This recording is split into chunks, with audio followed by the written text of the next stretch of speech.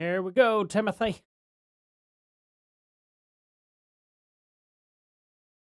Howdy ho, how's it going, guys? What are y'all up to?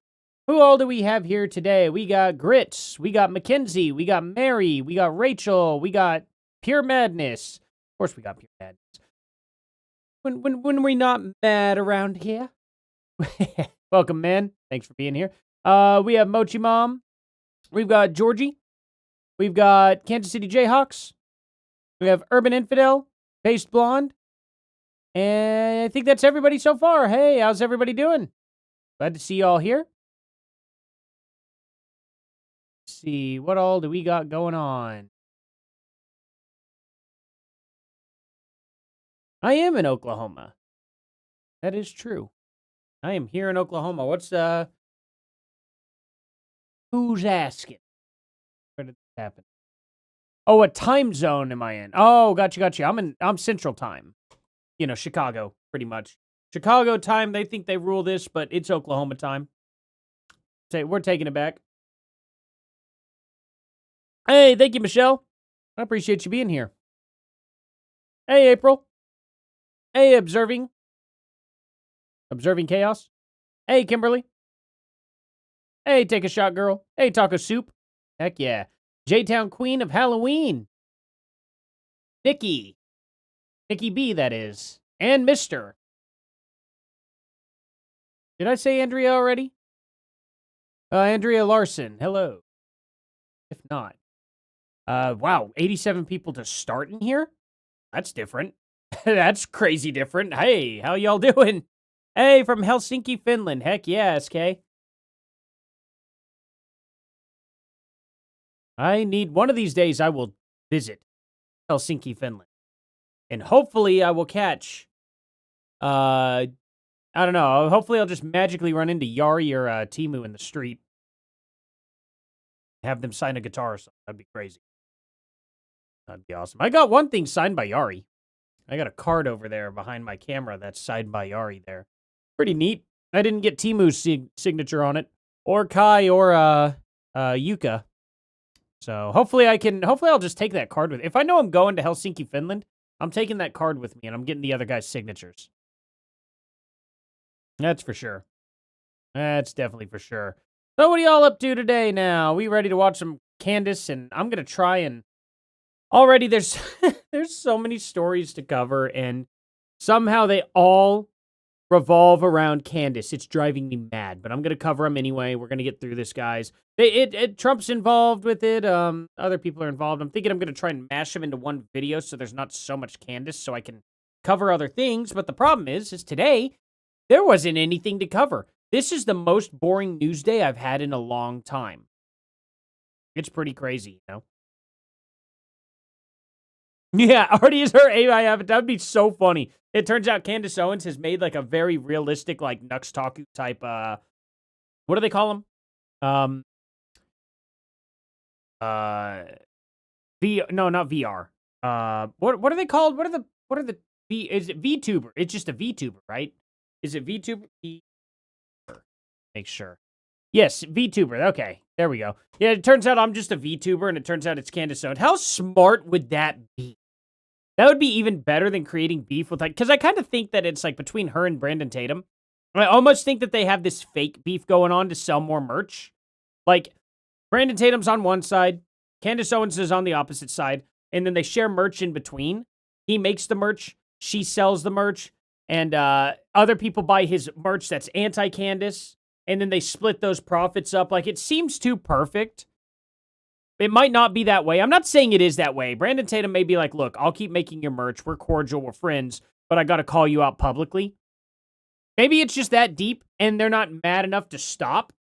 But I almost feel like there's some collusion there. You know what I mean? It just seems like that. It seems a little weird to be invested in somebody that you're calling out publicly. You know what I mean? Because I would never call out a friend, a genuine friend, publicly. I wouldn't. I would talk to them behind the scenes. I'd be like, look, this isn't right. This ain't cool. If I were Brandon Tatum, I would have already called Candace Owens up on the phone several times. I would have sat down and had like 2-hour conversations, unrecorded, because they're a friend. You know what I mean? Even if it was Candace Owens. Like, if I were friends with Candace Owens, that is exactly how I would handle business. And I just feel like that's not what's going on at all. I do feel like it's possible Tatum's in on it. But I don't want to accuse him because he's always been a really friendly guy. And he just may be too overly friendly and doesn't. There are people out there who just don't really want to deal with conflict when it's with their friends. They have no problem. I'm not saying he's like a sensitive guy per se or anything like that. What I'm saying is like, it's easier to want to go after someone who you don't like, but if you like somebody, you just don't ever want to step on those toes because there's something there. A great example, I did football for 1 year in 6th grade. And my coach would always get so angry at me because during practice, I would just get laid out. I wouldn't like hit back.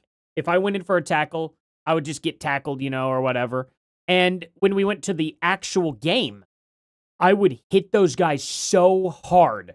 It was ridiculous. And my coach was just like, I don't understand why you're hitting these guys. But during practice, you're not putting in any effort. Are you just lazy? Or what are you doing? And I was like, no. I was like, and all I was a defensive end.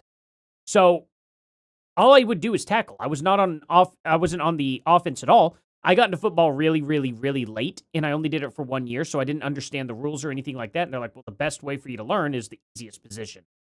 So I did defensive end. And I didn't want to be responsible. And I also didn't want to hurt any of my friends, even by accident. And they were like, you're not going to hurt these guys. These guys have been doing football way longer than you. And I was like, I'm aware of that for the most part.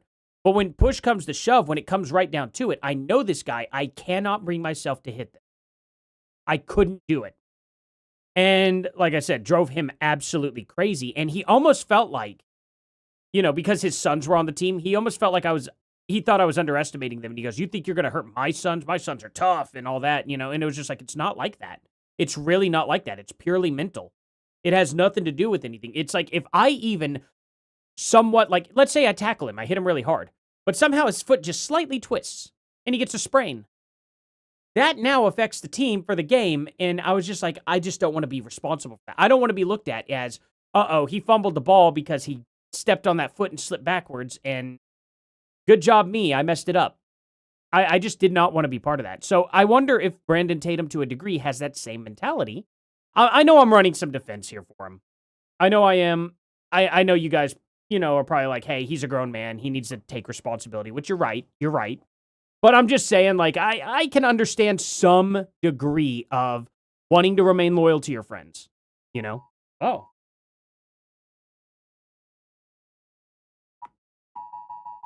Interesting. All right, I clicked out of it.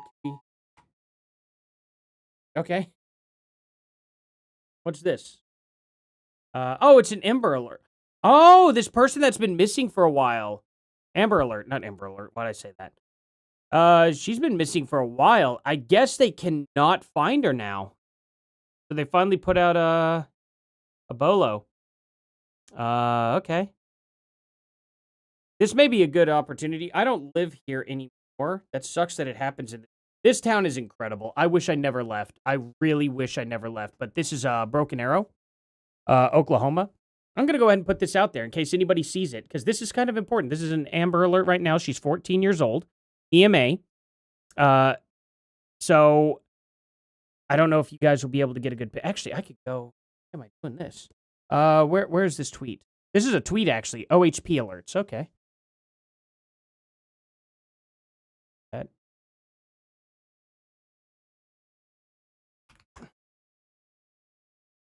There we go. Much better. Let's go ahead with this. So this person's missing right now in Broken Arrow. If any of you guys see her, keep an eye out. Akayla Toll, 14, 5'2", 145 pounds, purple hair, hazel eyes. This endangered missing alert has been activated by the Oklahoma Highway Patrol on behalf of the Broken Arrow Police Department. Akayla Toll was last seen July 11th, 2026 at 3 a.m. in Broken Arrow. That's a crazy time for a 14-year-old to be outside, but all right. Last seen wearing a white t-shirt. Yeah, no 14-year-old girl should be outside alone in anywhere near this area. Like, where at? Like, just somewhere in Broken Arrow, no street number or anything like that. That's kind of a bummer. That doesn't narrow anything down. So if you guys see anything, I know I have a lot of Oklahoma people here. So do have your due diligence and look for any clues of this young lady here. She looks like, I bet she would probably look a little older than what she actually does. But judging on this picture, I'm not trying to be mean or anything like that. Oh, really? I cannot zoom in. But let's see. It may be pretty difficult to tell that this person's 14. So, definitely bright purple hair. Well, if they can't find her, that means she ain't coming outside. And that means somebody may have a hold of her. You know what I mean? You just never know. So just something to keep an eye out for, guys. Glad that happened before the show started. But anyway, let's jump right in. Broken Arrow is in an unbelievably amazing city. I regret leaving that place. It is a beautiful city. But then again, I'm not going to go back because, well, I'd rather not live in a city. I'd rather live out in the country. But who knows? It'll be somewhere. I may move I'm thinking about just moving far down South Oklahoma, over in like the eastern corner where like all the waterfalls are and stuff. That would be a beautiful place, but we'll see about that. Hopefully she can, hopefully she will be found. I really hope she's found safely.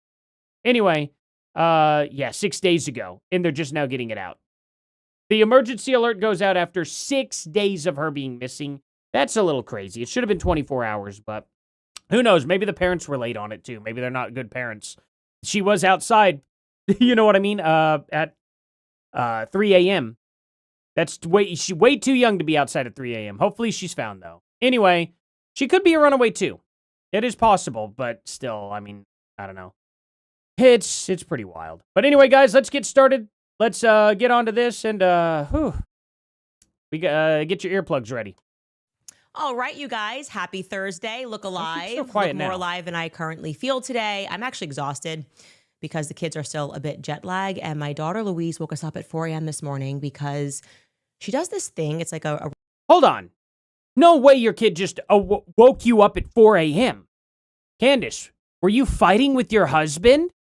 Oh, I thought kids didn't do that. I thought your kids were sleep trained. repeat pattern, I'd probably say 3 times a week, where she Wow, sort of creates immediately a crisis contradicts herself on that. and I had to gathers get a a search monster, by the party way. that consists of just my husband, her father, and she loses, because she says that she loses, her squishmallow. Okay, so in case you guys don't know what a squishmallow is, I don't here need it to- is. I don't need you Wish I to had a squish tell us. strawberry Yeah, squishmallow. it's a stuffed Believe it or animal. not, this little ball of squish has caused more drama in my household, in the farmer household, than probably anything else, because she All right. loses it at obscure times, and then she gets really upset and she bursts into her room and she says, Daddy, I can't find my squishmallow. And every single time he gets up and he finds the squishmallow, which is always conveniently just like right next to her bed, fell right next to her bed.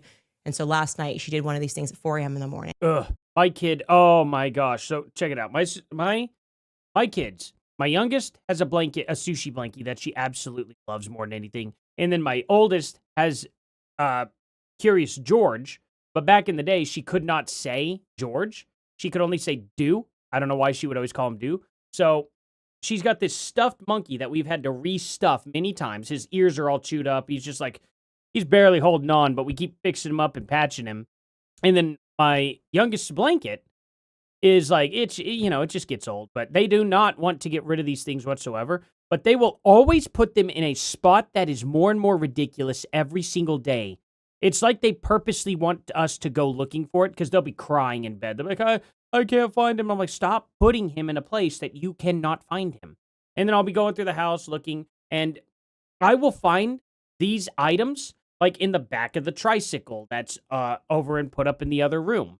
I'll find it underneath the couch. I'll find it on top of the ceiling fan. I will find it over in like different cabinets, boxes, in the closets that they're not even supposed to go into, that they know they're not supposed to open up, but for some reason they like to, and there's nothing in there anyway. The closets just have like a bunch of metal pieces from like a bed and a bunch of old like records and stuff, like, well, not old records. They're like collectible records and CDs that I have and stuff, and I'm just like, just stay out of this little coat closet. And all of our coats.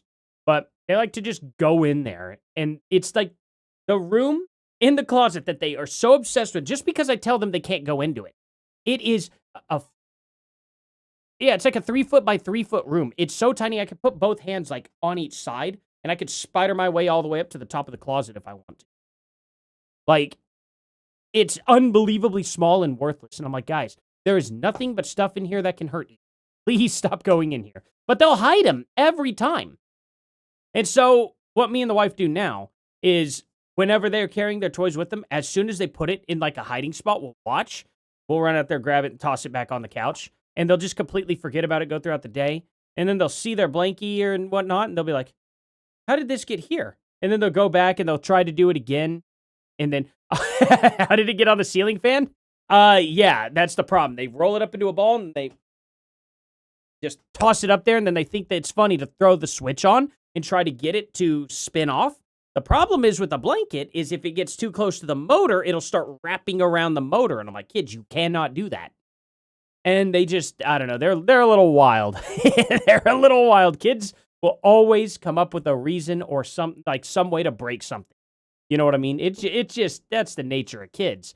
The fact that her kid here is only just dropping it by the bed and like going, oh, I can't find it. That's nothing. That's nothing. Oh, man. Yeah. No, my kids are fast. They're fast. They know. Well, so my kids are 4 and 5. Fixing to be 6 here in 2 months. Less than 2 months, actually. July 6th.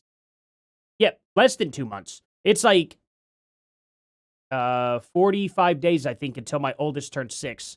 And, oh my gosh, if they're out of your sight for a second, they are instantly doing something they shouldn't. And you have to go around, you got to follow them. And it's really difficult to do when we're cooking and cleaning and all that stuff. And not to mention, a lot of the times I'm here by myself too. 3 days out of the week for 14 hours a day, I am here by myself with the kids. So it can be tough to cook full-fledged meals and keep an eye on them, you know? So, you know, it's just one of those things to where we got locks on everything. We have things locked up, but they always find a way.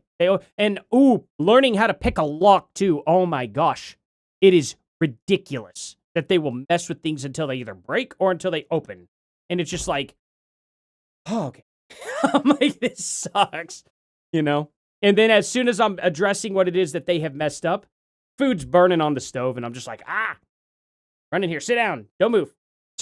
You know, burning meat on the stove. Yeah, man.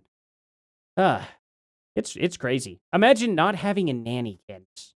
She did the little hand. It's always this. We know she's really serious and upset. And it's, Daddy, I can't find my Squishmallow. Last night it was her bracelet. And at 4 a.m. he just gets up and he goes and he deals with it. So anyways, that's what's going on in my household. So I'm a little tired today. But what do I have for you? Are you kidding me? Back into our story. Everybody's blacking out. Oh, that's such an insult. I watch my kids 3 days a week, 14 hours a day, by myself, okay? While my wife is working her 312s nursing, doing unbelievable, insane amounts of work. Way worse than my job by far. And then, during the last day, where I watch the kids all day long, okay? And have the kids for 14 hours straight, I then go straight into work and work an overnight for 10 to 12 hours. Go to sleep for a few hours, wake up, make videos, repeat the cycle, and then I have usually an off day that floats around the week. Sometimes I only work 2 days in a week, sometimes it's 3. Sometimes I end up, if it gets crazy, it can be 4 or 5 days a week too. And you're telling me you're tired. Oh man, do I have no sympathy for that. Now, everybody has amnesia about September 10th. We got Blakey Neff, who, by the way, wants us to believe that he never ever watches this show. But mysteriously, he always has a clip handy and circulating on his X feed approximately 5 minutes after we get off air. And he's like, oh, somebody sent this to me. We all know that Blake Neff is a closeted. Yeah, I would love to hire a nanny, but I don't trust He's working the at nanny. Turning Point. So that's got to be a tough gig, my We're friends. good. We got a routine. It's like when Tim Dillon says, friend of the show. Blake Neff is definitely a friend of the show. But he's not the only person that is suffering from a little amnesia regarding September 10th. Today, we returned to the courtroom because I missed something in the preliminary hearing that Baron Coleman flagged to me over the weekend because we were sharing notes, and it is a potential answer. Yeah, you get a minute, madam. What happened to that mysterious backpack Being a single mom, that's rough. Candace has no idea. Like, single moms got it really rough. Glad you made it, though. And gloves and a jacket, which were found at the bus stop near the library on the same route that the alleged Losi Center shooter traveled. And yet the FBI moved not to test those abandoned items. What happened? Because if you think about it logically, what information could they have possibly been presented with that would have caused the feds to be like, oh, no, never mind. That's not important. The Fourth Amendment, you idiot. The Fourth Amendment. You can't just search somebody's stuff if they're not involved in a crime. You have to first prove that that person's involved in a crime. And if it didn't belong to Tyler Robinson, they had no business searching the items. What are you smoking, Candace? Like, that's ridiculous. That's completely ridiculous. That's like going, okay, we have to search every single student's bag that's on campus because this event happened. And then the officers making every single student that was there that day line up and go through a line so they could search all their stuff. Don't test it. You can't do that. That would be illegal. In order to search somebody, you have to have probable cause. You have to have evidence that this person may have been involved in a crime. If they found items and it did not belong to the killer, they cannot search those items and test them. That would be a violation of that person's Fourth Amendment rights. You know better than this, Candace, unless your audience is just genuinely that stupid. The answer may surprise you. Actually, probably not, because it's the feds, and slop is their entire brand. So welcome back to Candace. Yep. Candace Owens loves violating Fourth Amendment rights. No, no, no, no, no, no, no, no, no, no, no, no, no, no, no, no, no, no, no. Burp. All right, so what do we know? We know that they found Tyler Robinson in just 33 hours. Yep. Valhalla, my friends. Who could forget the moment they announced that? By that time, of course, they had also announced that they found the gun and a screwdriver, which had his DNA on it. That was announced by Kash Patel a couple of days later, but they had kind of already leaked that they were looking, they had discovered this a screwdriver. I think it was actually the next day. Yeah, Daddy's home is probably an insult for Erica. You know, honestly, she's just digging at her and making fun of her that Charlie's gone. She hated Charlie. September 11th.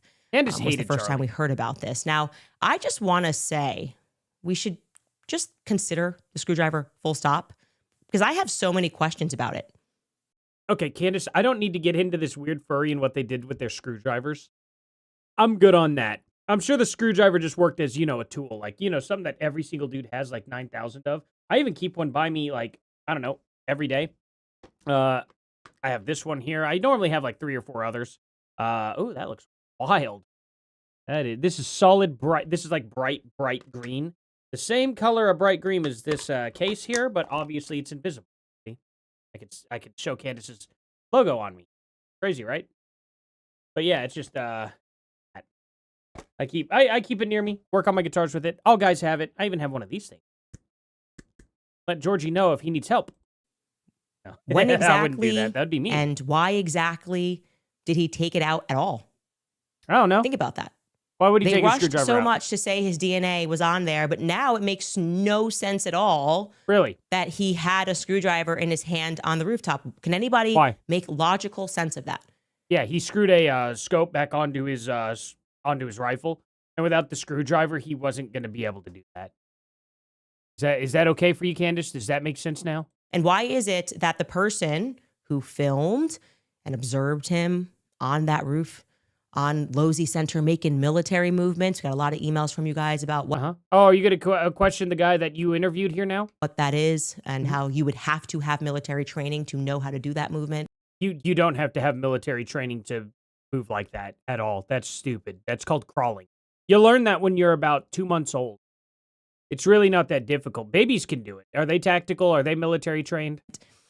Why is it that he has maintained his story and has absolutely no recollection of having seen a towel or a screwdriver, actually? Because it was laying down on the building and he wasn't flashing it like this while he was 175 yards away from the kid? What are you talking about? When did that happen, right? Throughout my conversations with him, he didn't see either. When did the person on the rooftop take out a towel and take out a screwdriver? Why would he? Why would you see that? He probably laid down on the building. He laid it out, and he was sitting there laying down, putting everything together. That's why he was laying down for so long. Why would he show people that? Why would he go and then also take the towel and be like, why would he want people to see that? Take out the towel or the screwdriver on the rooftop. None of the influencers, by the way, I might mention and add here, none of them mentioned and shared that moment in their 4K HD overwhelming recap that they saw the screwdriver in 4K. Why would I need to? I saw the guy go onto the roof and commit a crime. Why do I need to see the screwdriver? Did the screwdriver commit a crime, Candace? What are you talking about? I don't care. Like, what are you smoking? Did it happen? Can they do that? You guys, you saw it. Yeah. They only showed it to you guys. Could you tell us, No, could they you showed it to the further world. illustrate to Benny Johnson the moment he took out that screwdriver and why he did that? Yeah, to put the scope on. And of course, when Officer Bagley, the officer who raced over to Velozzi Center rooftop at 12:44 p.m., Charlie gets shot at 12:23. He's up there at 12:44 Our p.m. review's dropping down pretty good. and I he haven't checked. finds that screwdriver. But Yep, he sure did. you know, mysteriously, we had another blackout, another amnesia spell. This time, Like yours? from a piece of tech. The body cam just died. It was just like Blake Neff. It was like, I don't know what I views are don't going remember down, anything. I'm just a body cam. Remember this moment? All right, your body cam footage. Oh, wow, look, it's the defense again, guys. I bet she doesn't show anything involving the prosecution at all. That I Who would've reviewed guessed? appears to end while you're still on the roof. Do you know why that is? I think the battery went dead. It was just right at that moment. Okay. And do you know, did you ever turn it back on that day or go get it, I don't know, what do you have to do, charge it or stick a new battery in it? I don't even know. Usually dock it, but no, I didn't go back. It was too chaotic running Yeah. around. They thought there was an active shooter. But let me go back to the police station real quick to make sure my camera's fully charged. Like, for all we know, this guy was at the end of his shift, has had his camera off and on multiple times that day. And then during the situation, when he was letting it just go and go and go towards the end of the day, it died in the middle of his whole investigation there. And then he didn't have enough time to just go back and get it charged. And Candace Owens thinks that for some reason it's like, oh no, we're in the middle of like looking for a shooter and stuff like that, but it's okay. Go back and get your camera charged. That 27-minute and 35-second body cam that starts when you're at the Hall of Flags and ends while you're still on the roof, but haven't put the crime tape up yet. That's the only body cam you have that day? Yes. Great. Okay. It's sad. Why? You know, we received a score of emails from police officers all over the country and the world telling us that that account registers to them as absolute BS, that testimony. Really? So you're telling me during the middle of an active shooting, he should have went and got his camera recharged? In fact, one person informed us, and I'm going to show you this email, and obviously protecting his identity. He wrote, "We use the same body camera that the Utah City Police use, the Axon Body Cam 4 model. Sure. I would be happy to look into any questions you might have about it. It bothered me that the officer claimed his camera died when he was on the rooftop. The camera battery lasts approximately 14 hours. At the end of every shift, we have to..." How long has that officer been working that day? Could it have been hour 13? Is it possible that he was working hour 13 because a shooting happened and he had to stay late? Do we have any idea how long this officer was working that day? Do we have any idea if maybe the camera wasn't docked right? It may have been slightly off the charger and he grabbed it, put it on his body, and walked out, not realizing that it was almost dead. I have done that with so many radios at Google. We would have our normal radio that we would keep, but the batteries were just any random battery. You'd take them out and you'd put them in the dock. The radio we kept in our locker. So every now and then, at least the supervisors anyway. So I would run out there with my radio because the supervisors kept the nice radios. The reason why we kept the nice radios is because everybody that wasn't a supervisor typically dropped their radios a lot. Supervisors, if you're supervisor material, tend to not be as clumsy, just a little bit. You know what I mean? You kind of tend to pay attention to things a little bit better, which is why you get kind of promoted. So we would have a policy where it's like, yeah, we keep the radios. But we would give each other crap. If a supervisor did drop a radio, oh my God, we would give them crap. We would rub their nose in it all day long. Yeah, we had a fun culture out there. We really did. It was a great time. But yeah, we just kept the nicer walkie-talkies anyway. But they were all the same walkie-talkie. And usually the ones that were really, really not good officers, you would know if you got a really crappy radio. Sometimes you got a crappy radio because that's all that was left and you weren't a bad officer, but kind of would tend to hold some back. You know what I mean? But anyway, that doesn't matter. There are a lot of batteries. I would slap it right in and I would walk off because the charger indicator said that it was good when the battery was not good. And then I'd have to drive all the way back to Site 1, which sucked, to have to get another radio battery because it kept beeping halfway along the way, and I just wouldn't test my battery then. I was like, okay, got to get in, go, got to get report, go, got to get all my officers in a row, figure out what their routes are today, change things up if I need to. And it was just like go, go, go, go, go for the first 2 hours, and then things slowed down because we were always there like 2 or 3 hours before Google closed, and then once it closed down, everybody was gone. And then the rest of us security at night shift, we had it pretty easy peasy at that point, to say the least. So anyway, just one of those situations that it's very common to get a bad battery. But they know nothing. They know nothing of what took place that day. Dock our cameras, all on a detachment ship. Janae for the $5, actually the $10. And you say she's in the Maroon Brigade. She's the leader. Yeah, exactly. And then you also say he didn't get there until 11 a.m. I think he said he wasn't sure why it didn't charge correctly. Yeah, okay, exactly. And there we go. But Candace is going to ignore that. That's not important information for her. Their dock. Dock is also what uploads all of that data and the videos from the shift onto the server. We can then review the videos on the Axon website. This website is the same across North America. The camera video also captures a GPS route of exactly everywhere the officer walked. Except for when it dies. To turn on the recording, we press the middle button twice. It automatically saves the 30 seconds before that. Cool. To turn the video off, you have to hold the button down for a few seconds. At the end of the video, you can usually see the officer's hand moving toward the button and even blocking the lens a bit with their hand. Yes. I'll also mention you get a reminder when the battery is going to die. It does a high-pitched tone and vibrates 4 times at 10% left and again at 5%. So there's no way he didn't know his battery was going to die. The Axon. It doesn't matter if he knew his battery was going to die or not. He couldn't leave. He said that. It could have been beeping all over the place. And then it would have died. And then he still would have had to have stayed there. What is your argument, Candace? Eric Goss for the $20 says, on my ward, there is this laptop cart the doctors use for their rounds and other staff use.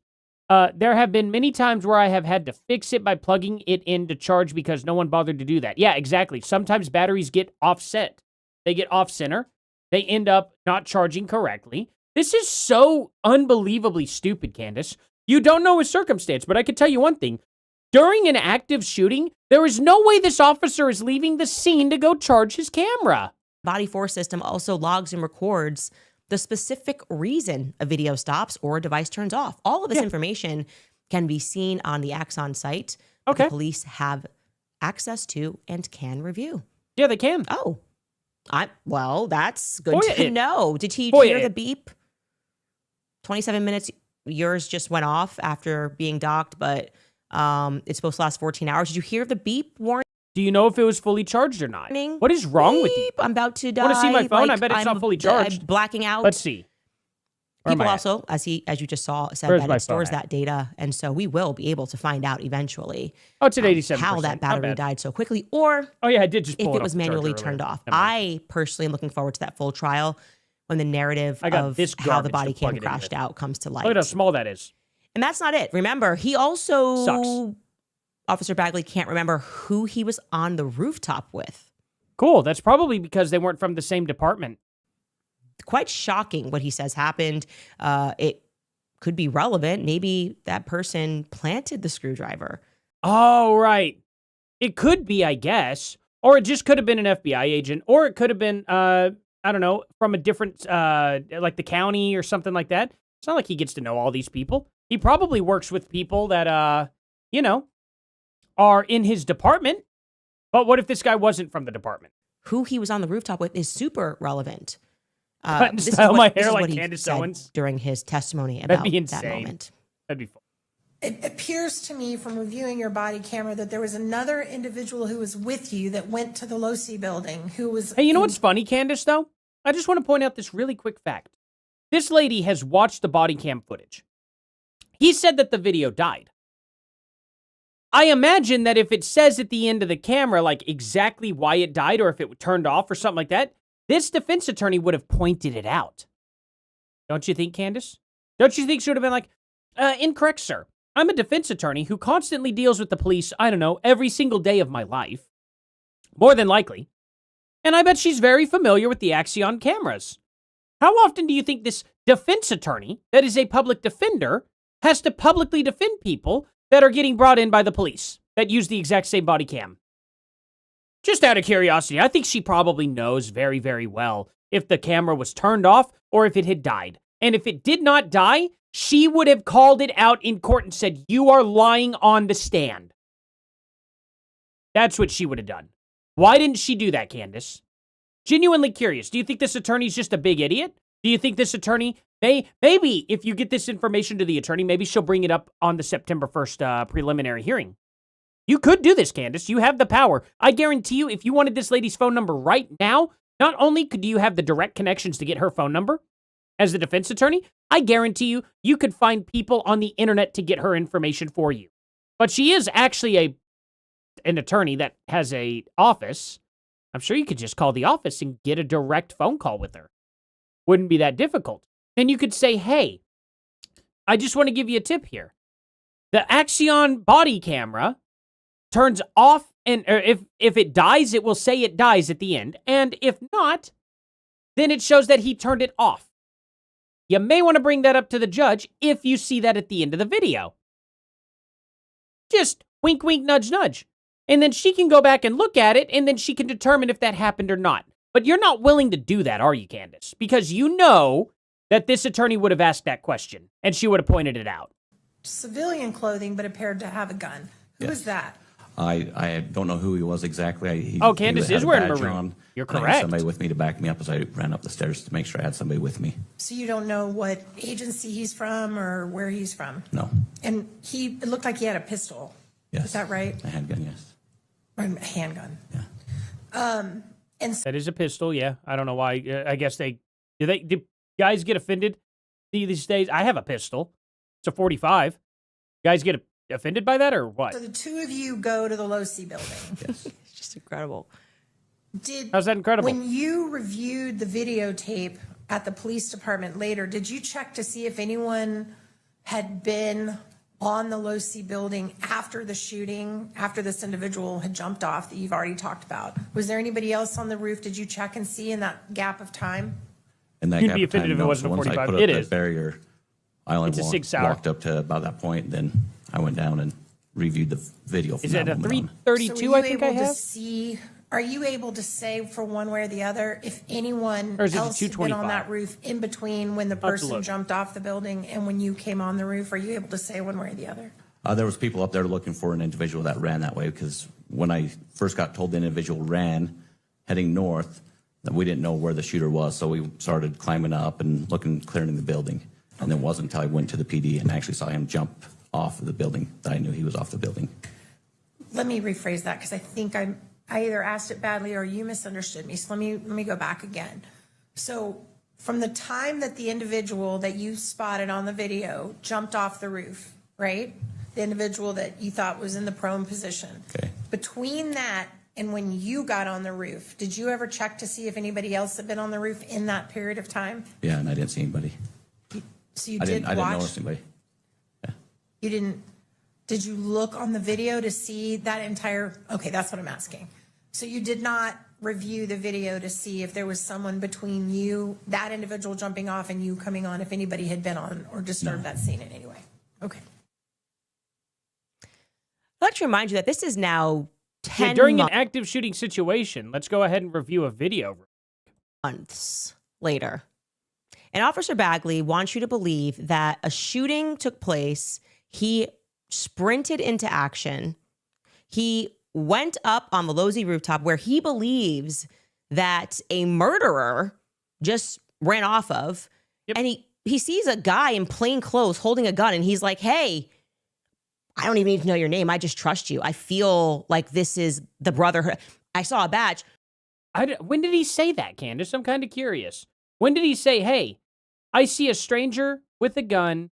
He's got it out. And I'm like, hey, I'm going to go ahead and assume that pistol made a 150-yard shot very cleanly, after reports where this man has a rifle. Let's forget about that, Candace. Let's not at all pay attention to the fact that the guy that they're looking for has a rifle, has a specific build, is running off, things like that. But yeah, let's just go ahead and make things up, though. Let's make more stuff up. Let's put words in the guy's mouth, and there you go. That's your nice little neat tied with a bow type story. What is this about? That's crazy. I didn't realize. How do I have 439 people in here right now? What the heck is going on? Man, yesterday I got, to this, way later. You guys are awesome. Holy crap. Thank you all so much for being here, by the way. I need to appreciate you guys because that's crazy. Thank you guys so much. Did you check the badge? Was it a real badge? Yeah, was the person pretending to be an officer? No, it didn't matter. This officer probably recognizes what fake badges look like. Badge, just because giving the If Brian I had to Harple, guess. I saw the tattoo. But at least Brian Harple saw a tattoo. This guy Hey, thinks he saw a badge, doesn't know where it's from. And they just trust this guy to come up on the rooftop with him. And at no point in the 10 months following the Charlie Kirk assassination did Officer Bagley go, well, you know what? That's I'm very an nice of you. officer Thank you. here at UVU, so I'm going to just check that footage and see who the heck was Love on you the guys, rooftop too. with me. Y'all are amazing. Because that'd be good to know. Was that even an officer that was up there? No. Well, it clearly was. In fact, he What was do you mean so no? Wait, what? Stop. What do you mean no? What do you mean no? What? Hold on. Because that'd be good to know. Was that even an officer that was up there? No. In fact, he was Who was so he? disinterested in what transpired on the rooftop, he didn't even review. Was that not an officer on the rooftop? Wait a minute. Hold on. What are you talking about?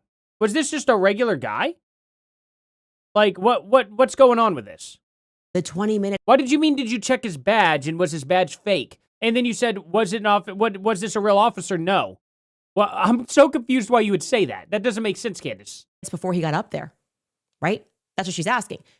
Did you go back and see if from 12:23, which is what you should have said when Charlie got shot, and 12:44 when you arrived on that rooftop, if anybody else was on the rooftop, maybe, I don't know, dropping a screwdriver? No, he was on the rooftop searching for somebody, Candace, because watching a video would take his eyes off the rooftop. He says no. No, I don't know. It just felt good. Also, how would he have gotten a hold of the video? He would have had to have gone all the way back into the campus. This guy, who I have no idea who he is, and since then we never He looked doesn't back have on the footage. access to their computer while Hey, he's but you know walking what's around really on the good? roof. A ton of influencers just confirmed Really? that very rooftop that you were on, they Oh, really? are now able to get 4K HD footage. They're Really? just able to enhance it so that it looks like the movie 300. No, they can't. Grok reimagines it. Grok adds things that aren't really there to make it look smoother to the human eye, but it's not real. Like a good example, if I were to have Grok, here, actually, let's do this. Watch this, Candace. I'm going to show you a real quick trick, guys. So we're going to go to Grok.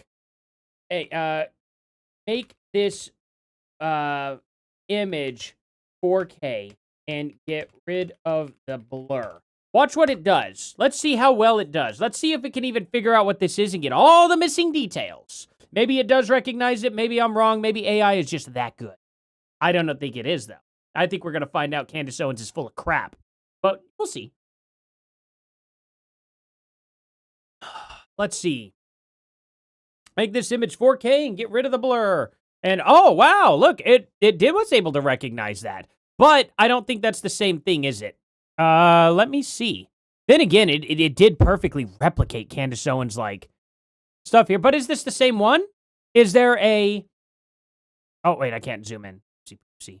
Can I... Oh, right. How do I do this? Copy this. Okay. We're going to put this right here. Let's make it small. That way I can have enough room. Bam. Okay. There we go. Now we're going to find Candace Owens. Cross here. Candace Owens. You know what? Do this. We're going to see how much of the details actually come in. Maybe it knew the brand. PDS Dad Maybe is not. the Here we top. go. I'm not going to be able to see it, am I? Is it going to be blurred the whole time? Yeah, man, is she gonna... Okay, what do they call it? Not a cross, it's a crucifix. Does Candace Owens have?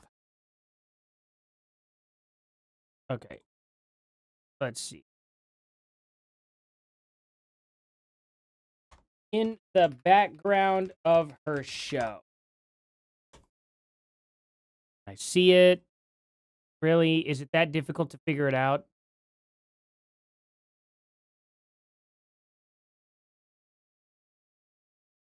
Let's see. Okay, how about this? What crucifix? Oh, it's the statue that looks like this. There we go. Maybe it'll find exactly what it is so I can go and compare the detail. We'll find it. We'll get back to her in a second. We're going to find this. Here we go. Okay. So here it is. I think this is it right here. Oh, this is all it. Okay. This one's the most detailed. Perfect. Copy image. Okay. Now, there we are. We can compare them side by side. So, HNC, INRI. Okay. Now look at this. GSSM, NDSMD. I don't know what those stand for. Nothing there at all. No circle or anything like that. See how all ornate this is over here? This is completely done. It just filled in the space with what it saw kind of in the corners. This is all one solid piece. This is a piece behind here that's glued to the back of this cross, it looks like. See how, like, different it is? Like, it's pretty crazy, right? They're getting close, but they added a new shape here and got rid of the shell that's up here. See, Candace, you cannot just go through and enhance video. That's not how it works. And all video enhancement is a form of this to a degree. Even before AI, what they would do is they would take their, like, Photoshop, they would highlight one area, copy this part, and then they would paste it over the other part to smooth it out to give you a better idea of what you were looking at. But it was always a representation of something that wasn't real. It was just close to that, so you kind of had an idea of what you were looking for and what you were trying to compare to. But if you don't notice, too, these sides, they're, like, perfectly straight. There's this, like they have this saint symbol. You know what I mean? Like, I guess it's called the saint symbol or whatever it is right here. But this was actually a bunch of, seashells instead. So it's just very, very, very obvious. They got rid of all the writing here. You're just not going to be able to get that good of an image by enhancing it. It just makes it to where your brain can understand it a little better. So her going, oh yeah, these people can get this 4K footage off the rooftop. No, they certainly cannot.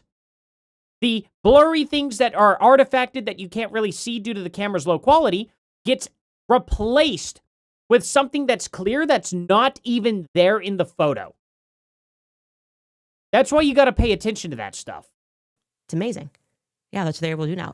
Now, they typically only show this to the influencers. So you might have to go to them. But I bet they're going to be able to tell you exactly, since they saw Tyler Robinson, exactly who was on that rooftop with you with the badge. Isn't that great? They can use that same HD 4K setup in that exact spot to help Officer Bagley fill in his spots of amnesia. Oh, really? Then I guess you better get on it. I can't wait to prove you wrong on this one, Candace. Go ahead. That's great. You know, Pay that's someone always 10 grand. The problem with big lies, you guys. That's why you shouldn't tell lies. Bro, really? Because you don't get to pick and choose when they serve you. You shouldn't tell lies because I'll have some people do something that I'm not really going to have them do. Nice threat. So if it's Empty 4K threat. Bark all day HD long, and you're Candace. sure it's Tyler Robinson, it Rival. better be 4K HD when we figure out who went on that rooftop with Officer Bagley. Oh, if go it ahead. ever jogs his interest. By all means. You know what I think? I don't think there ever you're not gonna do it, was okay. a screwdriver up there. I think I don't care. that screwdriver was planted there at a different time. I don't believe. Ooh, like a little baggie of weed. A screwdriver was planted there because they really needed to do that, right?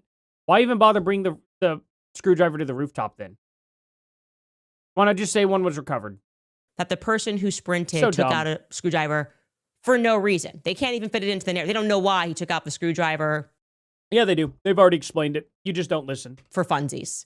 Nope. He I put also a scope don't on. think, Put the based barrel on back on. the eyewitness account from the person who recorded him on the Whatever rooftop, else he took off. that he had a towel. I think it was just a bag. A Oh, bag really? that we are seeing him swing, and they are telling us it was his towel. Oh, sure, sure. Now, You're I right. want You're right, you- Candace. Because even though they made this elaborate plan, they're like, okay, we're going to say you have a towel. But whatever you do, make sure you don't bring that towel up there. And make sure that it's not visible on camera as it's blowing in the wind with the gun that you have wrapped up. No. Don't worry. All that we'll edit that. To That's what happened. also take a listen again. We played this for you yesterday to Sergeant Jennifer Filomena. Okay. That was the woman from the Utah Bureau of Investigations. Philomena what? And I think I said she was UVU What a sergeant. I name. meant to say she's from the Utah Bureau of Philomena. Investigations. I like it. State Bureau of Investigations. And she tells us about finding that abandoned backpack, the jacket, and the gloves Philomena Butt. at the bus stop along the very route that the shooter ran, right? Take a listen to what she says again because it's going to be relevant. Now, if my count is correct, 9 of those reports in that Oh, it's this lady. larger body of reports was written by you, correct? Yes. Did I miss any? Does There are that more, sound about right? yeah. Okay. I want to ask you about a couple of those reports. The first report was a report that you wrote on September 22nd that documented the overview of the crime scenes, correct? Yes. And there were various crime scenes that you've described on direct examination, correct? Yes. One of them was the Fulton Library. Yes. Tell us why that was a potential crime scene. Yeah, Fulton of course. County Library. When officers were canvassing the scene, they're also trying to see the route of the shooter as well as just trying to find the shooter. And they determined that the Fulton Library stood out because there were unattended items there at the bus stops that were away from the courtyard area, and so to them they thought it was suspicious. And were certain items seized from, and what were they? Yes, you had a backpack. Oh, we're a going over the jacket, same as video well as some again gloves. today. Okay. And there may have been some other things. I just don't recall them right now. And do you recall what the item numbers were of those seizures? Was it 9? Does that ring a bell? I don't remember. Whatever was seized was sent to the FBI lab for processing, Yes. and along with some information that the suspect may have shed some of these items as he fled, correct? Yes. Was a decision at some time made, and you were requesting that both DNA and other type of analysis get done? Yes. At some point, did you decide to pull a plug on that? At the time when it was already sent, we didn't have more information as far as whether or not the evidence that were collected there were probative. But eventually you communicated to the lab that those items were not in fact connected Maybe I with the should case. start There doing was no Candace need face. to do Hold on. further testing. I don't remember communicating that. Okay. If that's in the notes of the FBI or the ATF, would that be inconsistent with what you know? No. Okay. I'm mentioning because some of the reports, the lab reports, have those items listed. Okay. I just want to be clear that those items eventually you determined were not related to this case. Would that be fair? Yeah, that would be fair. Okay, so the relevant thing is she doesn't remember communicating that, but she's saying yes, determination Yeah, that was that probably it was not about relevant to this That case. was about 80 murders ago, Candace. You realize that. You do realize that she deals with like a vast majority of the murders that take place in Utah, right? That she investigates that stuff. She has their stuff tested and all that stuff. That was 10 months ago, about 80 murders ago. She's not going to remember every single last detail, Candace. You got to understand that. This is a very, very busy person. Or do you have to nod knowingly to convince us? Oh, yeah, sorry, I got to start doing that. Yeah. Good point. 519 people in here, though. Thank you all so much. If everybody left a like in here right now, I think we'd get another 500 people in here. This is unbelievable. I cannot believe I have this many. You guys are so amazing. Thank you all so much. If you're new here, please hit that subscribe button. Let's tear this nails on the chalkboard again here. So she is State Bureau of Have to fold your Investigations. lips in? She Oh. then finds these items They send it over Something to like the FBI for processing, and then in the FBI's report and or the ATF's report, they say, we didn't test this because it was communicated by her that it was no longer probative. Okay. That's not what they said. They said, you guys determined, as in you all determined. They didn't say directly her. It was probably a lot of information that came in to find out, hey, whose backpack is this? Oh, this is so-and-so's backpack. Oh, was this person at all involved with the crime? No. Should I test anyway? No, that would violate this guy's Fourth Amendment. Oh, okay. So we should give him his stuff back? Yeah, it had nothing to do with the crime. Oh, okay, great. I'm glad we had this conversation, Candace. You can't violate somebody's Fourth Amendment just because there was stuff left somewhere. You know what I mean? If it's not the killer's stuff and they can't prove that this other guy was involved, they cannot illegally search and seizure his items. Just putting it out there. Okay. And apparently the FBI listened to her, Great but she doesn't remember hair. that. Heck yeah, Zoe, now, thank you. It is likely that we're going to now hear from a different testimony from an FBI agent, Amanda Baker, on day 2, that they're referring to the exact Amanda Baker. What a name. Chicken Toes, welcome as a troll. Thank you so much, man. I appreciate that. same items. You are going to hear Amanda Baker Welcome to the describe to membership. you why, or I guess what happened next once they got these items. And the reason that they determined that these items, which sound like they could match the description of the person who I spoke to, who recorded the video and said, yeah, he was in all black, everything was covered. Not sure if he, had his hands out, but everything was all black. He could have been a very black person, or he had on some black gloves. So it sounds like to me. Maybe. What color were the gloves that they found? These could be those items Could be. on the route of the shooter. It's so possible, Here is Candace. the reason that Sure. the FBI decided that it was no longer probative. Take a listen to Amanda Baker. Okay. When you received this,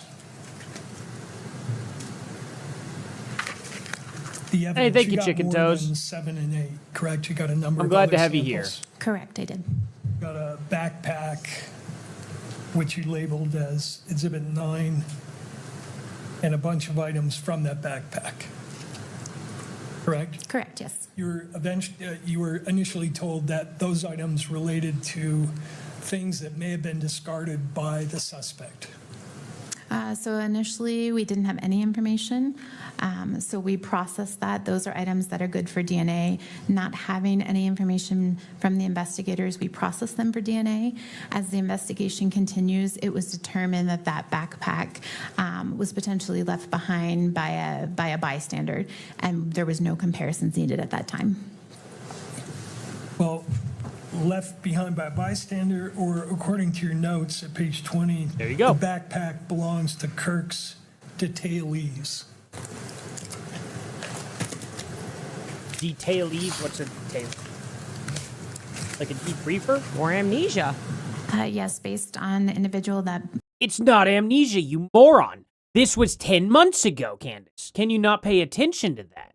That's just such a crazy thing to... More amnesia. I forgot Erica Kirk was anti-Israel. More amnesia. I forgot that Andrew Colvett told me that I was the person that was going to get ended, not Charlie. More amnesia. I was told that... I forgot that I went to Maine and had dinner with Tucker Carlson. More amnesia. I forget where I'm at 9 times out of 10, and things just come to me out of nowhere. But it's okay for you, Candace. And it's not okay for somebody who actually works for a living, unlike you, who does a lot and processes a lot, does a lot of DNA testing, is probably DNA testing something every single hour of the day while she's at work, and you expect her to remember every single piece of item that was put into evidence. Do you have any idea how many thousands of items she has went through probably since then? She probably thinks that some items from a different case, like 4 months ago, was part of the Charlie Kirk case. That's probably realistic as well. She's probably like, oh yeah, there was a backpack that I did process. And was like, I wonder, was that the Charlie Kirk backpack? And then she looks at the image and goes, oh, different backpack. That's right. I wonder what that other backpack was. And then starts talking about the backpack that is in front of her face in her notes. Like, you have no idea, Candace. You have no freaking clue. And you're sitting here mocking her for it. It's funny because these people actually work unlike you. These people don't have millions of dollars, Candace. Now, are they living pretty luxurious? I bet they are. I bet she's probably making a comfortable $150,000 salary doing what she does. Maybe $120,000, something like that. But even so, she still has to day in, day out, study, work with and look through many, many, many, many hundreds of items of evidence per case. And there are at least, like, I think it was 87 murders a year in Utah. These are the people that end up, this lady right here is the person that ends up working on that. It's so unbelievably out of touch with reality. Anyway, Kendra Brown for the $20 says, thanks for always keeping us informed and entertained. I wish you all the success. Thank you so much. I really appreciate that. That is very, very nice of you guys. You all are freaking incredible. I'm not even kidding. You all are amazing. Thank you guys. That was not my communication log. That was someone else within the laboratory. That was the information that they Kendra received. Bowers. That's it. Yeah. Kendra Bowers. Thank you. Somebody just added some notes in her notes. Oh, she's like, I was just told not to process. That's normal. They have notes within their notes. They explained this at the beginning of the trial. Did you miss that part? It. And then she's like, the information they received, why they no longer had to test it, was because it belonged to someone in Charlie's detail. Yeah. Did they murder Charlie? Do you know if that happened or not? Well, that's incredible. Is it? If this is indeed the abandoned backpack, the same one found at the bus stop, and it sounds like it could be, since she asserts The abandoned backpack? Did we determine that a backpack was actually abandoned? It doesn't sound like it was abandoned. It sounds like it was claimed. Similarly, that they initially thought that it was abandoned by the rooftop shooter, which means that they found this along the route that the alleged rooftop shooter took, right? Then the reason they moved not to test it is Hey, Candace, why can't I see a backpack in the footage on the roof? Why can't I see gloves in the footage on the roof? I thought he had to show us that. I thought that had to be on camera. incredible. It belonged to someone on Charlie's detail. You said that about the screwdriver. Who? First and foremost. That's a really important question because we have the people intimately involved in the situation who are suddenly developing amnesia, who communicated this, who's adding notes. So you have amnesia, Candace. And it's okay when you do it. You say the screwdriver should be on camera. And it's not, so therefore it wasn't there. I did not see a backpack on camera on the roof. So I don't think it was there, Candace. Like, who's like ghostwriting in these people's notes? Like, Amanda doesn't remember these notes. Somebody in the lab added this randomly. Sergeant Philomena doesn't remember these ever communicating this. Who is the hand that is moving this? And more crucially, who was the person on Charlie's detail that they determined this backpack belonged to? Why on Probably earth none of your business. was this individual up at a library bus stop that's nowhere near? Hey, Candace, I have a question. Did these people find anything shocking in his backpack? They labeled all of his items. They labeled every single one of them. Do you think that they found a firearm in there? Do you think they found a palm gun? Do you think they found an explosive? What do you think was suspicious? Why would the backpack even matter? Really curious. Was it a change of clothes? Was it passports? Like, what was in the backpack? Like, I think that would matter, right? If there's nothing in the backpack that was criminal, then what's it to you? Losey Center, nowhere Just so near silly. the amphitheater. Why would they be up there at all? Dropping off a backpack, gloves, a jacket. Why did they bring gloves at all? That's a good question. It's a pretty hot day. We're not in the winter. No idea. And why on earth would the FBI and the SBI accept that, well, the person was on Charlie's team? Because every single person possible is involved, Candace. Every single person. There are hundreds of thousands of people at this point that you are involving into this case. And every single one of them knows how to keep their mouth shut, I guess. That's a crazy claim. As a good enough reason to stop testing. Were they French gloves or were they Egyptian? Why wouldn't you continue testing for DNA, confirming it's somebody on Charlie's team, confirming, I don't know, that it doesn't have any gun residue on it? I'm sorry, has nobody ever been found guilty of killing someone they know? Is that a new theme for the FBI? No. Isn't this like always what happens? Out of envy, out of greed, out of anger, out of lust? Is this a new concept to the police?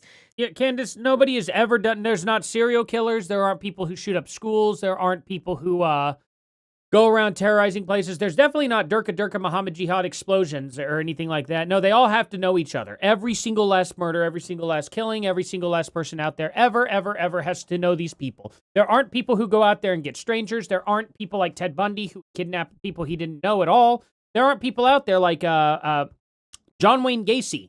How many people did he bury under his house? Did he know all these people like Genuinely, did he know every single one of these people? No. A lot of the people who end up getting murdered actually are totally strangers. Is it more common for a heat of passion crime? Yes, it is. But does that mean that they don't exist? Does that mean people don't get assassinated? Was JFK assassinated because it was a greedy, what was it, his brother that ended up having him killed or something? Like, what are you talking about? Do you think JFK was killed by somebody personal that he knew? How about Martin Luther King Jr.? Do you think it was personal that he knew as well? I mean, you're already making the example by simply saying the government did it. Well, the government isn't necessarily greedy and knowing of Charlie, and it's like a heat of passion crime. So you're already giving the example that it's not somebody that they knew that was greedy and angry with them. Since when is I know the victim accepted as an alibi? Oh, yeah, someone just killed their lover. Police come. You have to prove that he did it, Candace, and you have to have reasonable suspicion that they harmed Charlie Kirk. They grab the knife. Oh, that's my knife, but I know that person. Oh, okay, well, I guess it can't be you. You know the person. That's not what happened. That's not what happened. You have to prove that that person did something wrong. We won't test it then. Here you go. Take this back. Just a little refresher here. 70 to 80% of homicide victims are killed by people that they know. And what about the rest of the percentage? Do you think Charlie Kirk's murder was a typical murder? Was that normal? Did that fit? Do you guys know any other person other than John F. Kennedy and Robert Kennedy Jr., as well as Robert Kennedy? Was he a junior? I don't know. Robert Kennedy, John F. Kennedy, and Martin Luther King Jr., which all those, by the way, took place in the 60s. Just letting you know there. Or was Robert Kennedy Jr. in the 70s? I can't remember. It doesn't matter. That was like 40, 50 years ago, 60 years ago when those took place. When was the last time an assassination was successful? Yeah, I would say Charlie Kirk had a pretty rare murder. I'd say he's probably got the rarest murder on him of all time. I don't know that there are more ways to murder somebody that are more rare than what happened to Charlie Kirk. I'd say that's probably the most rare way to die. That's more rare than getting struck by lightning 3 times in a row in multiple different areas. So why would you compare this to a 70 to 80% of all murders? That is so unbelievably stupid. Money is involved, that percentage increases dramatically. And do you know what Charlie had? The French? So what? Okay, let me get this straight. Charlie Kirk's company turns on Charlie. Charlie Kirk's wife turns on Charlie. And it's so bad that they have to involve France, Egypt, Israel. Well, what other country was involved, actually? Was there another country? But anyway, I don't know. Maybe there was another country or not. I can't remember. But France is in on it. Egypt's in on it. Israel's in on it. The Mormons are in on it. The Calvary Calvary Church, they're in on it. Evangelicals are in on it. B cults are in on it. Our own military's in on it. There's who else do we have? Oh geez, there's so much to remember. We have the FBI, we have the CIA, we have the SBI, we have so many different people. Charlie Kirk's security. Oh my gosh, there's still more people too that I'm forgetting. Donald Trump and his entire administration is in on it. Ben Shapiro and his team's in on it. Tim Pool and his team's in on it.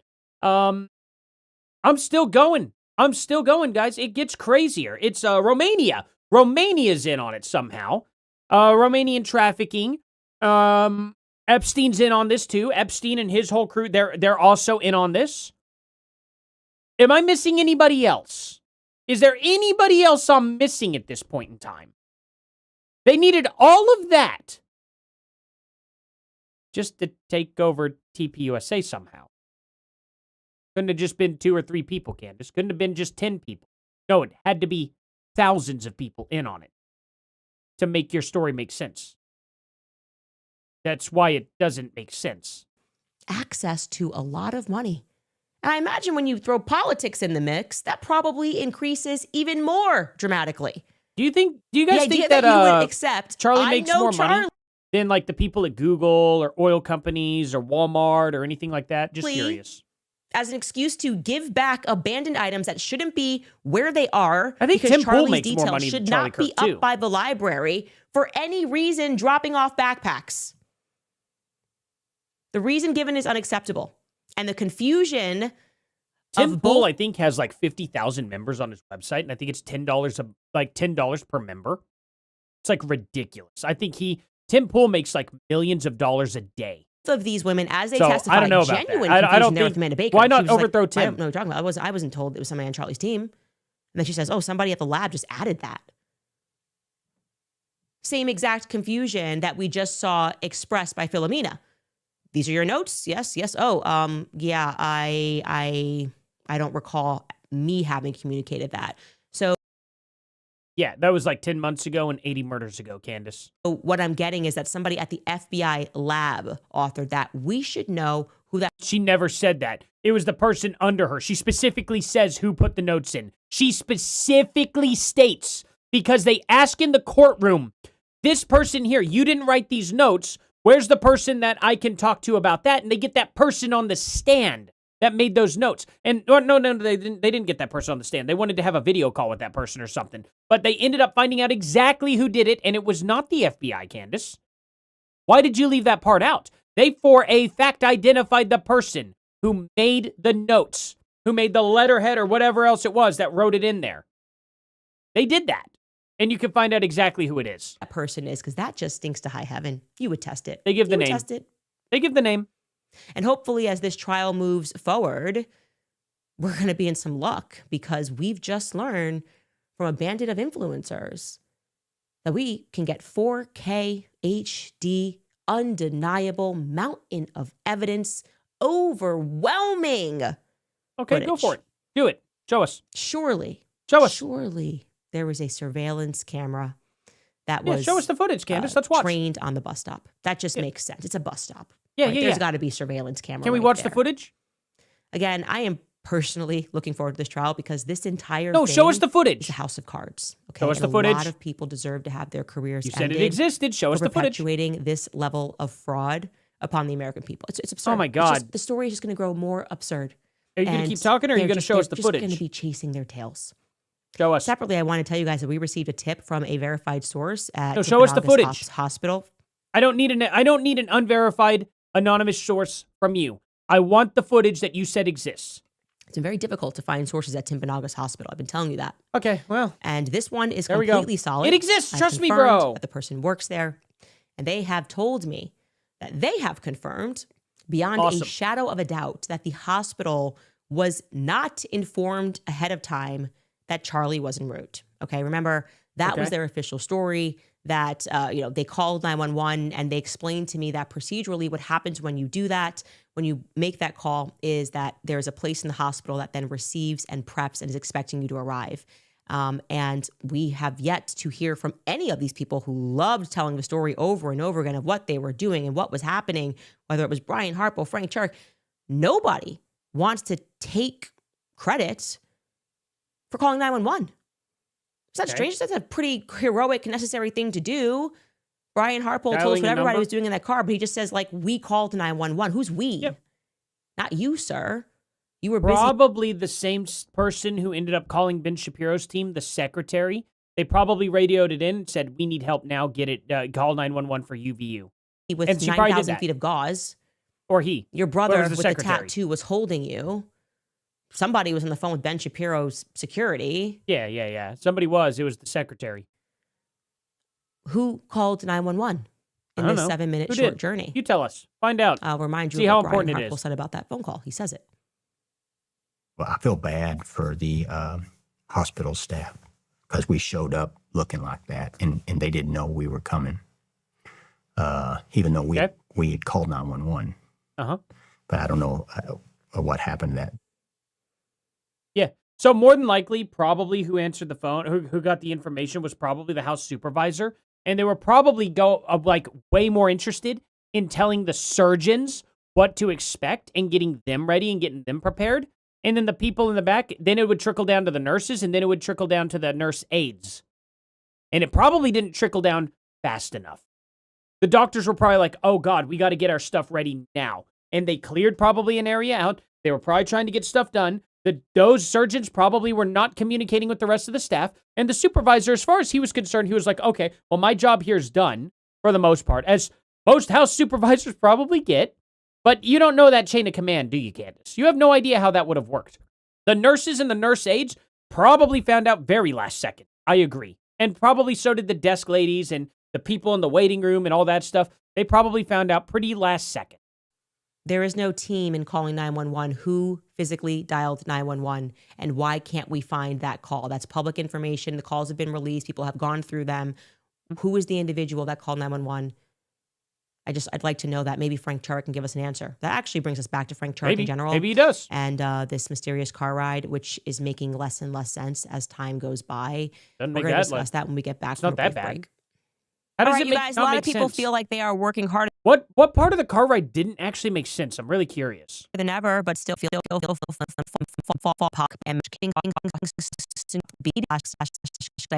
using one and slaughter and sit out to for say Harl. No, just a smaller tons of clip. Great. And a reminder, it's for USA residents only. Yay. Oh, USA. right. So Dr. Frank Turek really hates me. I gotta tell you guys, I just don't get the feeling this guy likes me. I don't Yeah, think it's 'cause he's a you friend of the suck. show. He's been crashing out tons of clips we You haven't make stuff shown up you of and you him suck. going around. He's kind of been the leader of the Christian grift. It's kind of his entire brand and really kind of the legacy, I would say, of his family's involvement in the military. I mean, it is just so obvious to me that all of these pastors were a part of the broader psychological operation against Christians to tie us to Israel. Okay. I mean, Is that obvious? Can you show us proof of that, please? Stick your tongue back in your mouth. there's so much I could say, but I'll save it for the book club. But him in particular, we got to get deeper into the Frank Turek story and where his family comes from and what they're involved in. But I do want to just give him a round of applause for unlocking another level of propaganda. I personally am proud of us. I'm proud of me. These levels of propaganda are becoming aspirational. The speed at which they move through various themes and can't keep track of the thing they said yesterday. Candace is demonic. Candace is a digital assassin. Candace, you can't even keep track of the things you said yesterday. What are you talking about? Candace is stupid. No, she's really smart, evil genius. It's difficult to keep up with, right? But you said Erica Kirk was pro-Israel and anti-Israel. So which one is it? when one of the propaganda campaigns fails, they always launch another She also said that Bibi Netanyahu offered TPUSA $150 million, and she can't remember saying that. one. And today, Okay. Pastor Dr. Frank Turek wants you to know that watching my show could lead to marriage strain and divorce. Whew, heavy. Yeah, okay. And so a couple ended up getting divorced over your stuff, which is very funny. That'll be a video tomorrow for sure. Apparently, someone's husband wrote into his show. Now, Okay. I just want to say off the bat, there's been no evidence that the writer of this script is not actually Blake Neff. And there's no evidence that the writer of the supposed email that you received from the White House Correspondents' Dinner, those people, wasn't written by you. Are you really going to be this much of a hypocrite, Candace? Are you going to be that much of a hypocrite? That is crazy that you're going to call them for proof and display no evidence for your claims. And even if it were Blake Neff, he probably wouldn't remember. Anyway, here is what this anonymous husband had to say to Dr. Frank Turek. Okay. So I'm writing because I'm at a point of desperation, and I'm hoping you might offer some biblical wisdom or practical advice. My wife and I are both Christians, but over the past several months, she has become deeply influenced by Candace Owens' recent content regarding you, Israel. And they scooped all the mids out of Frank Turek's voice here. They have high, they have a high frequency, and then they got a low frequency boost, and they scoop those mids right on out, and it's driving me nuts. And I'm not going to lie. Broader conspiracy-related topics. I hope She I has don't come sound to that bad. believe that you are dishonest and you are a false teacher. And even that, you are involved in criminal wrongdoing. She also believes that there are vast hidden forces controlling world events, governments, media, and churches. From everything I've studied over the years, I've reached a very different conclusion. I continue. And it's like cymbals clashing. I can hear the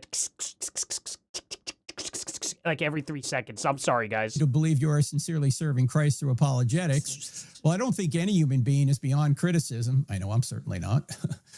I have not seen credible evidence to support the accusations that are being made against you. What concerns me most isn't simply that we disagree. It's that these beliefs have become central to our conversations and are creating an ever-widening divide in our marriage. Almost every discussion eventually returns to these subjects, and it has become increasingly difficult to have peaceful conversations. Let me pause right here. This reminds me of the proverb that talks about one of the things God hates, and that's someone who causes dissension among the brothers. All right, let me continue.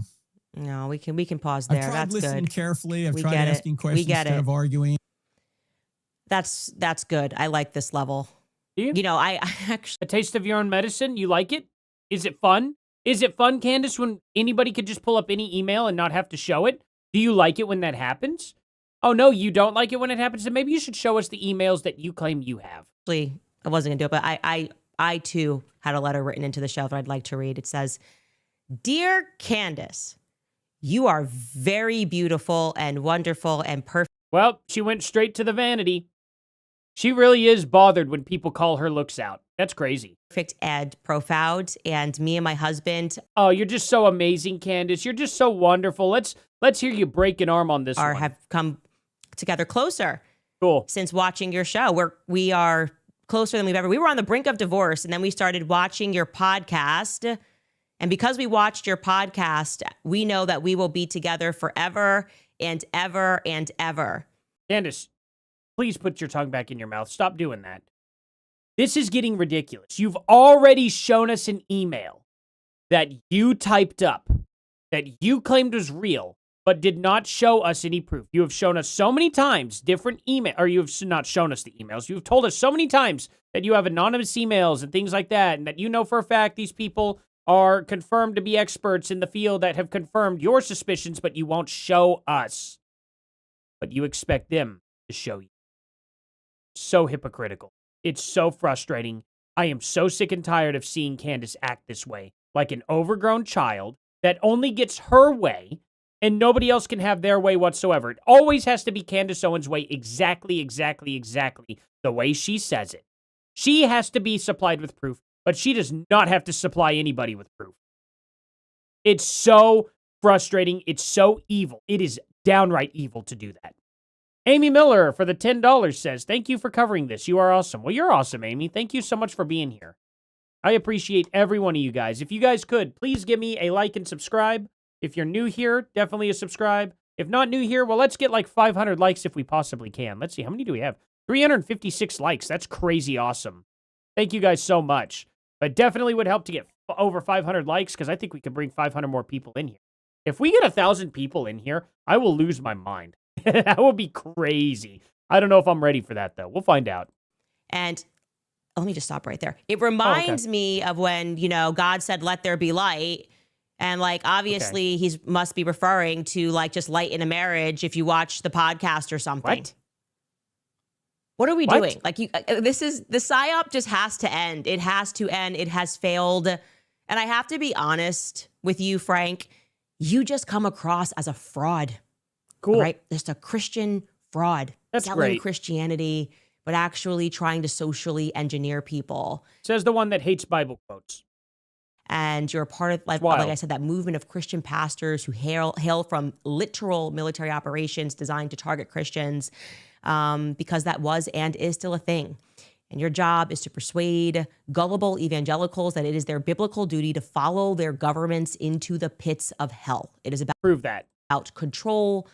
And you say, "I'm a doctor and I do Christian apologetics." And the Charlie Kirk He is mad. story has exposed you all. Do you guys think, by the way, we're ever going to get an answer as to why Frank's grown adult male children, 2 of whom I should mention served as captains in the Air Force, one of whom, I don't know if you know this, served particularly in intelligence.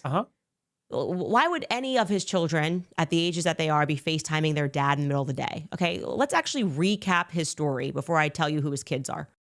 Okay. His kids could be 50 years old. I don't care. If they're fans of Charlie Kirk and he's like, hey, I'm near Charlie Kirk. You want to see? Yeah, that'd be cool. And then he shows them. Why is that an issue? Some people are saying, you said you were on FaceTime for 9 hours. I never said I was on FaceTime for 9 hours. I was FaceTiming my son and daughter-in-law when the shot rang out. I put the phone in my pocket, not even remembering they were there, because as soon as Charlie shot, I'm heading toward him and then running with him. I just put it in my back pocket. They heard the entire thing until we got to the hospital. When I pulled it out of my pocket, they were still there. I, talked to them, said goodbye. That's when I called Jack Hibbs to pray. And I Seth Dillon called me because he had heard what had happened. So I'm talking to him on the phone. Shout out to Seth Dillon. He's for cool. 9 hours. Somebody Awesome online guy. said I said I was on FaceTime for 9 hours till we got to the hotel. No, to the hospital. It was in my back pocket. It's amazing how misinformation just goes everywhere. Okay. Frank, I think the person who said that Show us the video of him contradicting himself, Candace. You don't have to explain. Show us the video of him contradicting himself. Go ahead. you were on the phone on Don't stutter. Don't stutter. Show us the video. FaceTime until you got to the hotel. Okay, let's hear it. We actually hunted down that person. And the person, not the video of him saying it? We want to expose them because I don't like when misinformation spreads. Here he is. Okay. I know you had your phone on, and your son was hearing all of this too. So he must have been traumatized. Just let's hear it. To it all. Yeah, it was my son and daughter-in-law. I mean, he's 35 years old, and I was FaceTiming them because they love Charlie. And I was just, first I was FaceTiming my wife, and then I said, let me call Spencer. And so I started FaceTiming him. During the event. During the event, yeah, both during the event. And then when the shot rang out, I just, as I say, started heading toward the car, and I just put the phone in my back pocket. I didn't turn it off. I just, instinctively. And by the time I got to the hotel, I pulled it out. They were still there. So they heard the whole thing. Correct. Yeah, I think it was you who said hotel. Yeah, it was him who said hotel. Awesome. Do you think maybe he meant to say hospital? Just out of curiosity? I don't know. Maybe he didn't say that. Maybe he didn't mean to say that. I mean, not didn't say that. But he's in the middle of talking about that. He would have just slipped out and said hotel.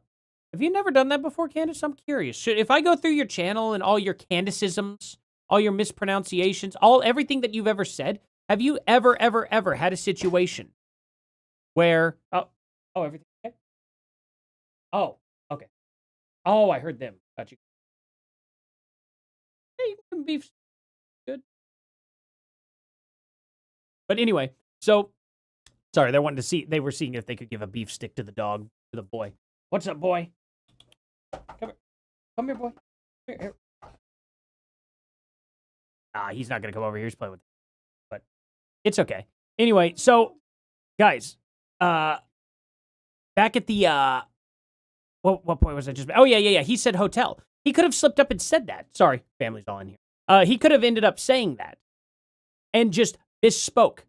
And maybe he really thought he said hospital there, or maybe he's secretly covering this up, Candace. I don't know. I guess you're gonna have to prove that, aren't you? I need more than just he slipped on a word. Just putting it out there. Anyway, glad we could help you get to the source of that. You just seemed really fired Yeah, up. that's great. I'm glad you squashed your beef I there, hate when Candace. Frank Turk says things that Frank Turk didn't mean. Okay. Frank has two Just like high-ranking you. sons You in have the done that military. The before. first person has the same name as him. He's Frank Turek. I think he's number 4, actually. But he goes by his middle name, Holy Zach. cow, he looks Frank like a Zach dude that I went to high Turek. school with. Zachary Turek. And do you Wow. know where Zach was employed and working when his father just so happened to jump on a FaceTime with his brother and by pure coincidence watch Charlie Kirk get hit and die? Zach was working at the Pentagon. He is today employed in Washington, D.C. at the Pentagon. Does he work there now? Did he work there at the time? Serving as the Deputy Division Chief of the Joint Staff. Now, Okay. I think Zach would have been a pretty good person to alert or to have been in touch with on September 10th. But I guess he decided to just keep praying in the back seat, and his military son, Spencer, didn't jump into action to maybe call his brother. I don't know. And instead, Frank you don't know, decided do to you? sit in the back seat, pray and listen to Ben Shapiro's security team receive updates. Did he? Did he hear Like I them? said, why didn't Spencer, Air Force, hang up, call his brother, call someone at the Pentagon? You guys are connected to top brass. Frank didn't call 911, nor did he think to phone his son, who works for the most powerful, most funded, and most corrupt division of our government, the Department of Defense. You know who didn't call 911, but do you know who did call 911, Candace? Oh, wait, no. Oh, okay.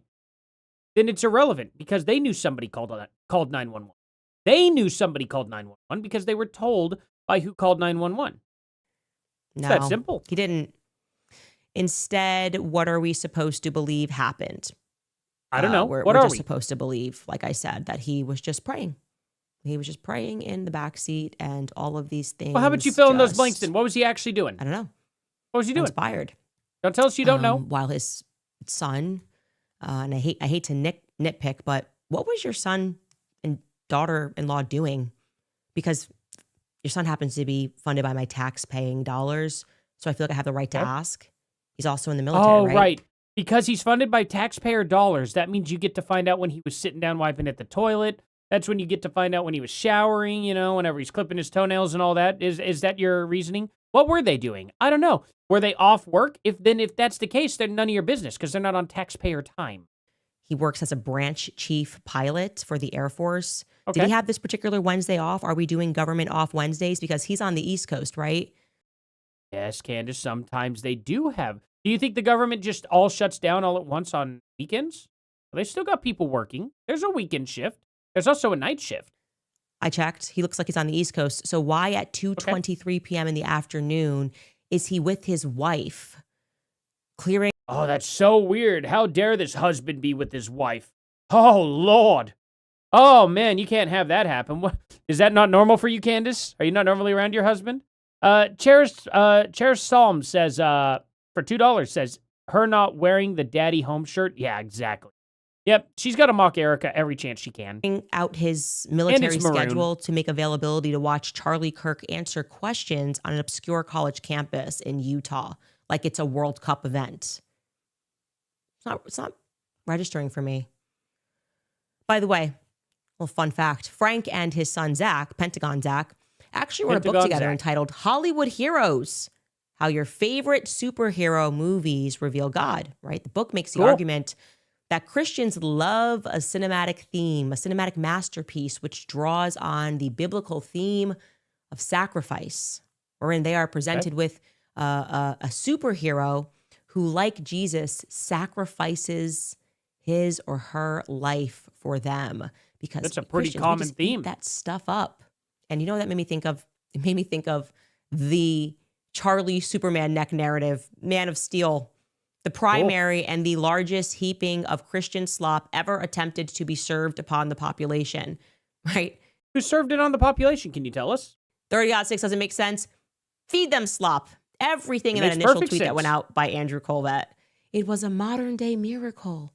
Even in death, Charlie Hey, Edie, saved how's it going? lives. Yes, Candace is a Yeah, lunatic. it read exactly like a bad superhero script. And I guess Christians were supposed to just be drawn to it and go, this is amazing. That's been their number one line of psychological attack since Charlie's assassination, an attempt to make asking questions a sign of demonic possession, because trust the government, trust the feds. That's the Christian thing to do. And yet, ask them, I still do. I'm still asking questions. I find Frank Turek's entire narrative to be something worth prodding. Were I the lead investigation on this assassination, right? If I was the lead investigator, I would be interested in all of these call logs, because a 35-year-old man at 2:23 p.m. with ties to the Pentagon and the Air Force, live streaming. You know who else he has ties to? His dad. It's crazy. It's almost like a dad may want to just talk to his son sometimes and show him a cool thing. But yeah, no, it can't be that. It doesn't register to me as likely. I I don't care if it registers to you or not. Maybe that's it. Maybe everything he said is true. But I'd like to find out.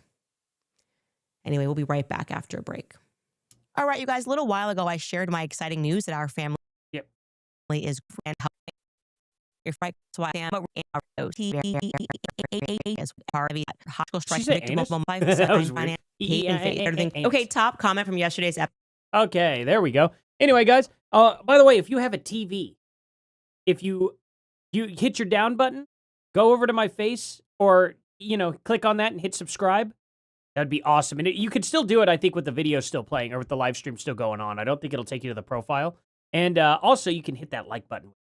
I would just want to let you guys know, if you have a TV, you can do all that without actually exiting out of the video. Because some people have actually told me, they're like, man, I keep forgetting to do that because I don't want to mess the video up, rewind it, or get behind or anything like that. I'm like, no, it is possible. Just want to point it out there just in case somebody doesn't want to do that. But if you don't want to subscribe, I'm not going to tie your hands up or anything like that and beg for you. But just want to give you every bit of information you possibly could have. Deborah, for the $10, says she's sicking her colt on Frank's sons and even showed photos. Yeah, yes, she is. She is absolutely doing that. It's pretty sick. He's not a public figure at all. And she's straight up telling them, hey, look at this guy. Here's a non-public guy out to the 6 million people now. Now all of a sudden he's very famous against his will. It's kind of crazy, right? But she doesn't care about that. She absolutely does not care. Hey, before we get to these comments, though, I have got to go to the bathroom because I have drank all this water and a full Monster. And yeah, I will be right back. Just give me about 30 seconds. Don't go anywhere.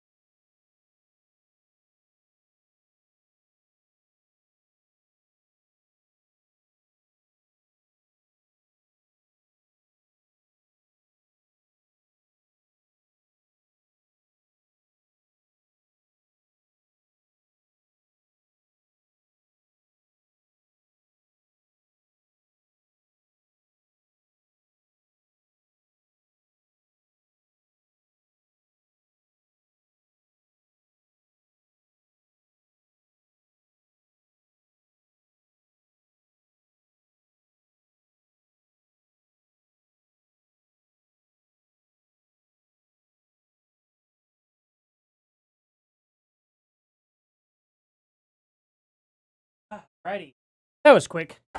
I think, anyway. Hopefully that was quick enough. Thank you guys so much for being here. I had to use the bathroom real quick. I drank a lot of water. This is probably, how many ounces? 23 ounces there, so I've had like 77. However much all that is. Like, it's pretty close to 80 ounces of water. Oh man, I'm about 20 ounces off it. So I'll have to chug this, and then I got to go get at least 1 or 2 more bottles. Keep my water at 100 ounces a day, and keep hitting the gym. All that good stuff, and that will trim down some fat. Because, I don't want to have any more fat on me. But that's my prerogative. Oh, hey, Edie, thank you for that 20. Thank you so much for that. And you guys are amazing. Also, you, Edie, are especially amazing. Everybody should be going and subscribing to Edie Marie here. She does very funny stuff. Very, very, very funny. I'll show you guys the channel. She does Candace Owens, not Candace Owens impressions, Candace Owens fan impressions. Edie. There we go. Type that in. Oh, wow. It doesn't want to. Okay. There we go. Edie Marie. You got to do the underscore. Guys, go here. Check this out. This is unbelievable. Unbelievable stuff. Where's your biker babe? Is this? Oh, wait. No, that's not it. Where's your biker babe stuff? Do I have to go to popular? Oh, this one. What's this? Yeah. By the way, to the earlier comment about she's jealous of. What are you talking about? When Charlotte and I were in the road together. Funny. That's pretty good. Here it is. This is it. Next day delivery. Need my sage and crystal. What's that say?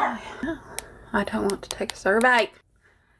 This message goes out to Sin Meshogan and Braun's son. You refer to me as Candyland Biker Babe 7000. You need to know my real identity. I speak for the coalition of the Candies, Third Eye Blind.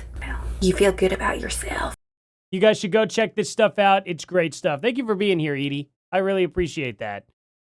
Yeah, definitely go check her out. Oh, wait, why didn't I grab a link? What is wrong with me? Go to hit. Hold on. I'll post it here. Wait. Where is it? Is this it? Oh, good. There we go. Next day delivery. Need my sage and crystal. There we go. You guys can definitely go subscribe to her right here. I'll pin it down here. Hit a pin. Did it get the wrong message? I don't like how the messages move when I try to pin them. There we go. I got it. Cool. Go click that link and go subscribe to Edie. Episode, Senti Dakura writes, nothing says I'm being paid better than calling that grainy video crystal clear. Yeah, we are at the final instruction phase where they tell you not to believe your own eyes. They just tell you what you're seeing, and it's literally not what you're seeing. Oh, They really? just show a video of the back of Tyler Robinson in the room. They're like, look, it's Tyler Robinson turning himself in. No, that's And you're actually saying, not no, it's Tyler not. Robinson turning himself in. That's Tyler Really? That's not Tyler Robinson turning himself in? You know that? Robinson in an interrogation room. We have no idea how he got into this interrogation room. Probably because he turned himself in. Oh, no, you're right, Candace. Actually, he kicked and fought the whole way, and then they dragged him in there. That's what really happened. That's what really happened, Candace. Is that what you wanted to hear? Is that what you think happened, like, for real? That is unbelievable. You are a psychopath. You're a psychopath. Yeah, no, you're right, Candace. He never turned himself in. He was dragged there and forced there against his will as he's walking around in there freely. We'd like to see footage of him turning himself in. We'd like to see footage of him confessing to the crime, which many influencers stated before we got here. That's just a video of somebody in an interrogation room. So don't stop telling us not to believe our own eyes. Just be honest. What do you mean? What did your eyes tell you that? Who did your eyes tell you that was? Who did your eyes tell you that wasn't? What do you mean? That wasn't Tyler Robinson? You're absolutely dead sure. And calling it crystal clear, by the way, I should mention this. Like, we clear. are starting to go back and look at all of those early interviews. Do you know that 5 days on, I wish I had pulled the clip, but we just saw it before we went live. We were watching Dan Bongino on Megyn Kelly, actually. And 5 days after the assassination, he gets up there and he keeps saying the footage is too grainy. He's like, the FBI has tools, but the footage is grainy and yada, yada, yada, basically saying, cool. Because she's asking him, what's up with the screwdriver? That's how we landed upon it. Because we were like, literally, how did we come across this screwdriver? The screwdriver just doesn't make any logical sense. And so we were trying to figure out when the FBI came out with this narrative and what they were initially saying. And Megyn is asking him, hey, we're all a little bit confused about this screwdriver. And she asks this on September 15th. I was never confused by it, And he says, yeah, but okay. we were kind of trying to figure out what was going on with the screwdriver, but we can't really see it because it's very grainy. The footage is very grainy. So 5 days after the assassination, with all of the tools available to the FBI, they said that the footage was grainy. How exactly was it suddenly enhanced? When was it suddenly enhanced and became crystal clear? Probably because they found a different camera. That sounds to me like it was tampered with. Because if Dan Bongino, who is the assistant director to the FBI, is saying that they can't, it's too grainy, 5 days after, how does it suddenly become crystal clear? Maybe there's an answer, but it sounds to me a little suspect. Just a little suspect. Oh, wow. I'm glad it sounds weird. Okay. Cool. Second comment. Anything else? A comment from yesterday's episode is from Selena. She writes, having you as a close friend was one of the best decisions Charlie could have made. You know, we had such a great time together, and I'm glad that I'm able to laugh at it and remember it. You notice that I don't read off comments that just constantly compliment me or anything like that. It's because I'm not vain, and I don't sit there. I don't need to boost my ego. When somebody says something nice to me, I thank them for it. But I don't blast it on the internet. I don't go, hey, look at this comment. Look at this. Ooh, look at that. Like, I'm just so awesome, aren't I? Oh, man. I was just such a good friend to Charlie. Let's talk about that for the next 15 minutes. That's not going to be boring or, just absolutely being full of yourself or anything. And there are little things. Even when people attack me, sometimes it brings back a funny memory. When I was in Spain, I saw this one of these desperate Jeremy Boring things where he's like hosting anybody who will say something about me. And he's particularly hosted this guy, Mark Meckler. And I had such a giggle about Mark Meckler, like telling this obscure story that I was like mean to him. Charlie and me, literally all of our messages, Why? which I still have, of course, were just referred to him as the Snakler instead of Meckler, Okay. the Snakler. And we would just have this running joke because he was so lazy and basically was trying to get Charlie to do his work and telling donors to like force Charlie to just attach Convention of the States to Turning Point USA. That was what he was working on, but he didn't want to do any work. He just wanted to wine and dine donors. And so we would just back and forth, just make jokes about the Snakler, and we would ask each other to do absurd tasks like, hey, could you pull together a budget for me? Gonna need that by Monday. And that just made me laugh. So even the people who are attacking me sometimes make me laugh because they're just going out of the woodwork and just trying to find anyone. I don't think Charlie But Kirk, I'm the just glad CEO, was getting like having somebody else do or like doing somebody else's work for them.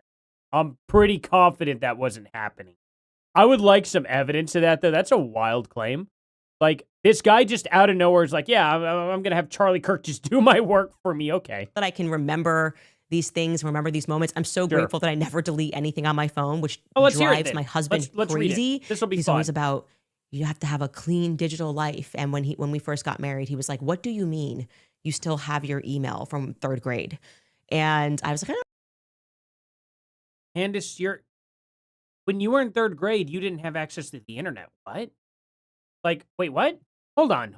You had an email in 3rd grade? What year was that? Hold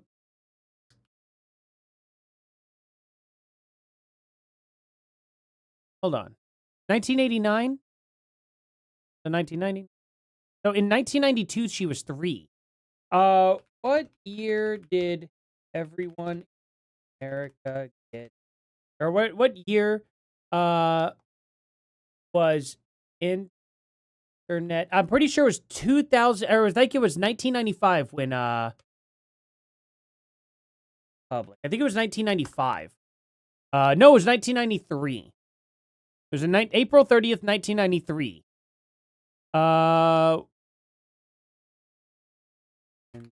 Birth. Oh wait, she said 3rd grade. I was thinking 3 years old. What is wrong with me? 3rd grade would have been 9 years old. Never mind. She would have had I just internet. keep everything. I just don't really like to dumb. delete my digital life. I don't know And why- he's, I don't know why I thought meticulous that. with his digital life and deletes everything. So it's one of the things I'm grateful for is that I didn't delete anything and I can just remember it all. And by the way, Tyler Boyer. Dang, how did she get it? I thought she grew up poor too. You know what age I got internet? I didn't get internet until 1999. I didn't get internet until 1999. It was dial-up on Windows 98 is what I had. Dial-up internet.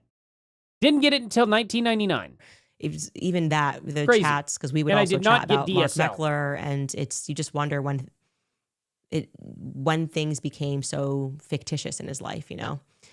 Anyway, we have some more comments from today's episode. Oh, first I wanted to show you The Vulnerable Project is coming out with a new documentary. And as we are discussing Israel's intrusion, literal attempt to run psychological operations on our mind, which if you have not Sure, yet I'm read sure that they do. I'm sure they got the Time.com money piece for about that. how much they are spending on these bots and influencers.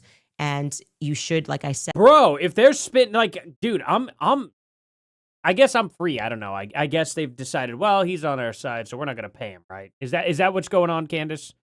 Because I would like to get some money. I like money. Money's great. I got debt to pay off.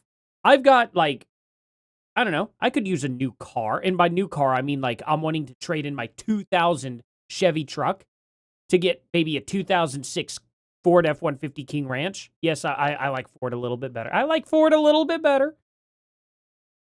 Do you have any idea what you're talking about? I wish Candace Owens, I will invite you to my house, Candace. I will invite you to my house and I will show you around. We'll see if I'm getting paid. I'll show you all my bank statements. I'll show you every single email I have. I will let you go through my computer on every single thing. I will give you my phone and you can go through every single file on it, Candace. I'm giving you that offer. I'm giving you that offer right now.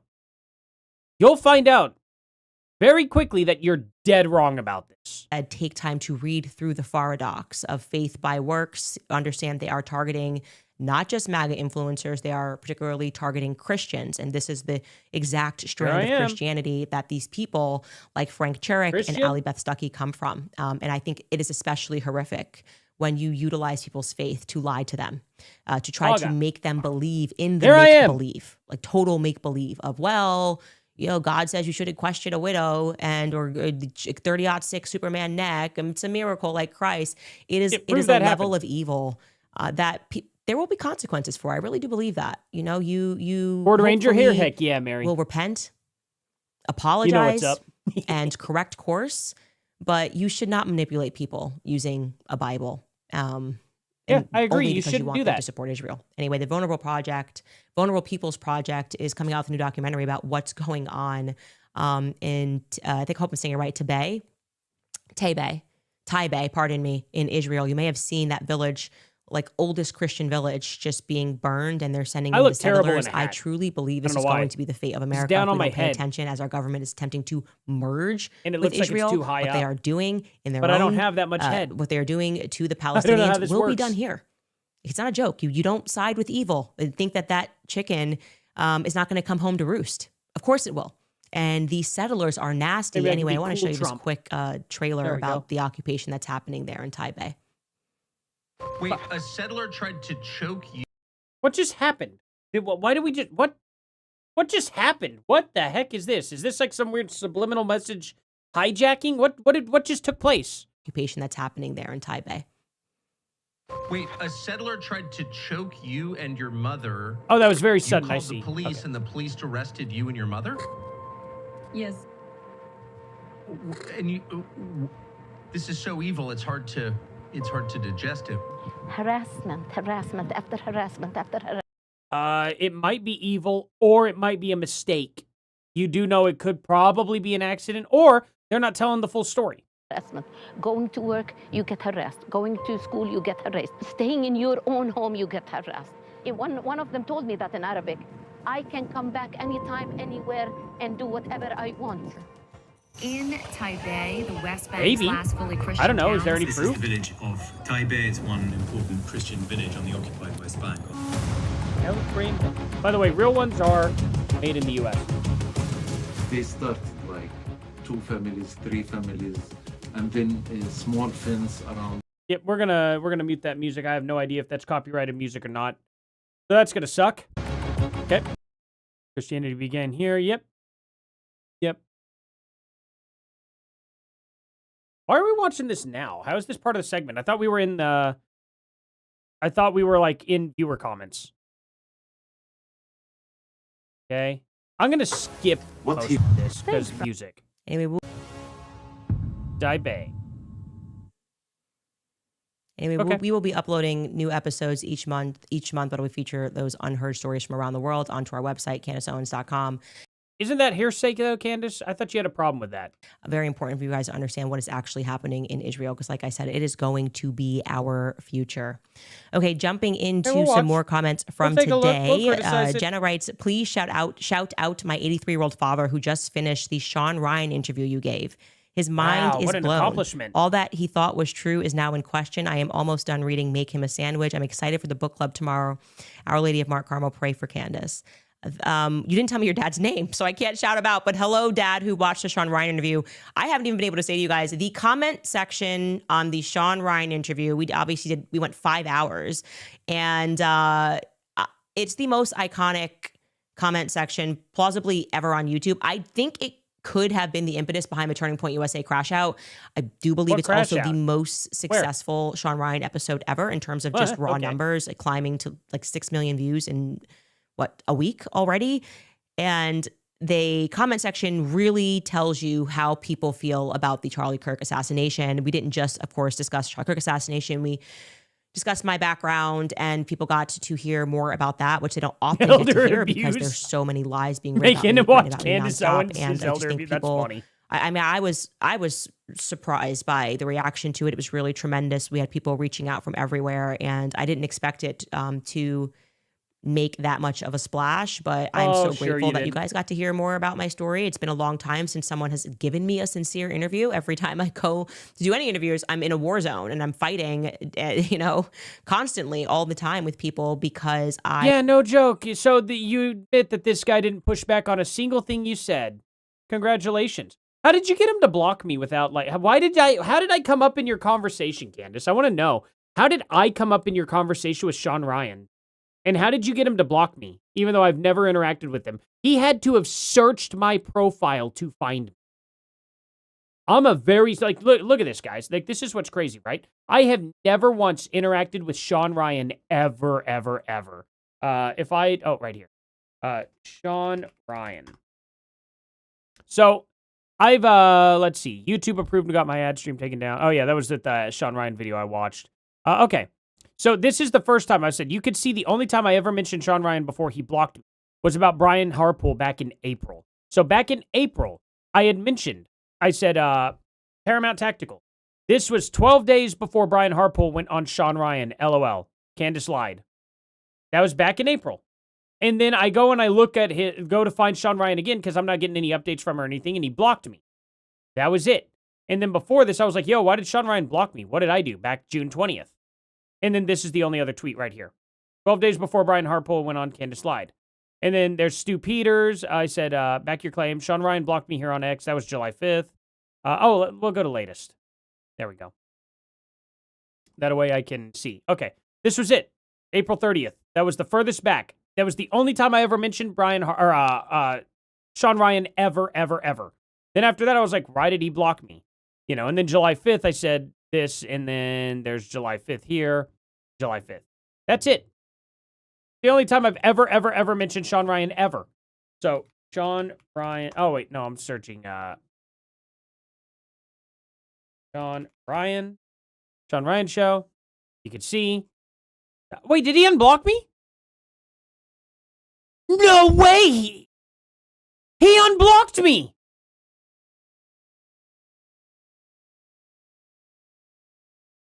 Wait, is this... What's this? Oh, he has me blocked here. Okay. But the Sean Ryan show had me blocked, I'm pretty sure. I'm very confident. I'll have to go back. Did I look at that? I'm pretty sure the Sean Ryan show had me blocked. Hold on. Now I'm going to have to go back and look.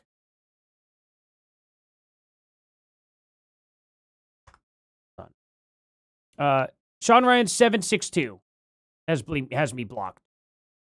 Okay.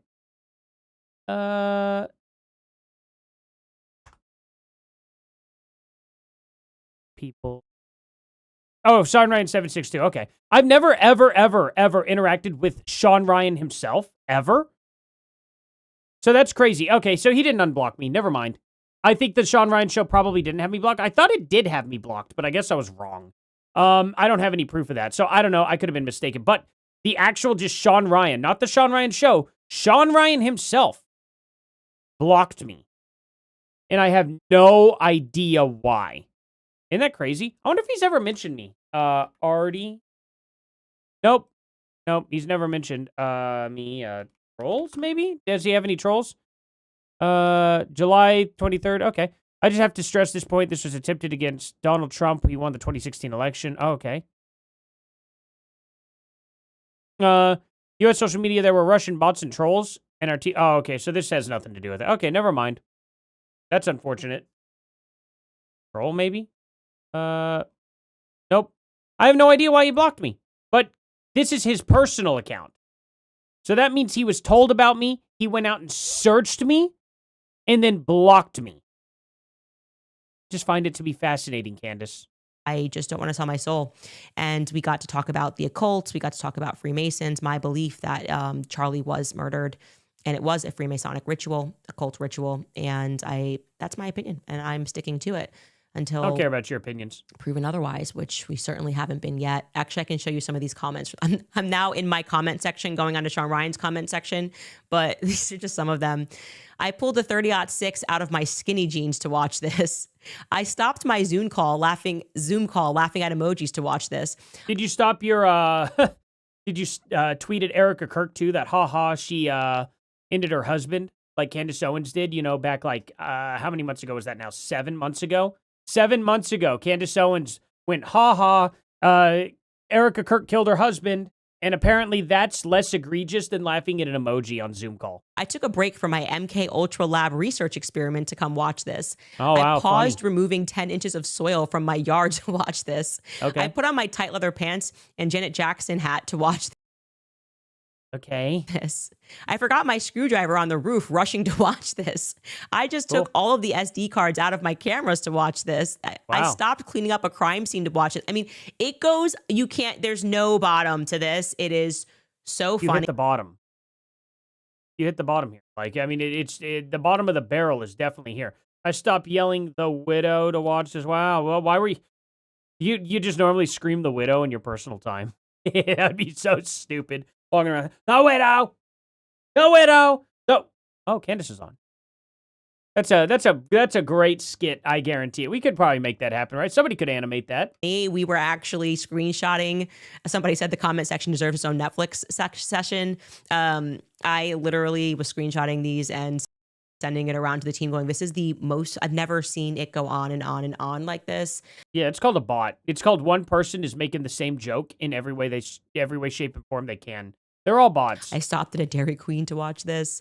Yeah, it does deserve its own Netflix special. So wanted you guys to know you really made me laugh when I was going through I could that tell. comment section. And yeah, I think it might be the reason that Turning Point It's so USA funny. was so angry at me and went The joke really that keeps full bore, repeating itself while I over was and over and away. over again. That's the And funniest jokes. We'll see. We will see what they have, what they're going to do. I just don't know I wish what I could get direction in that touch with company Meat is going to Canyon. go in. Or A couple Meat more Canyon. comments from today's episode. This is written by Hamu, I think.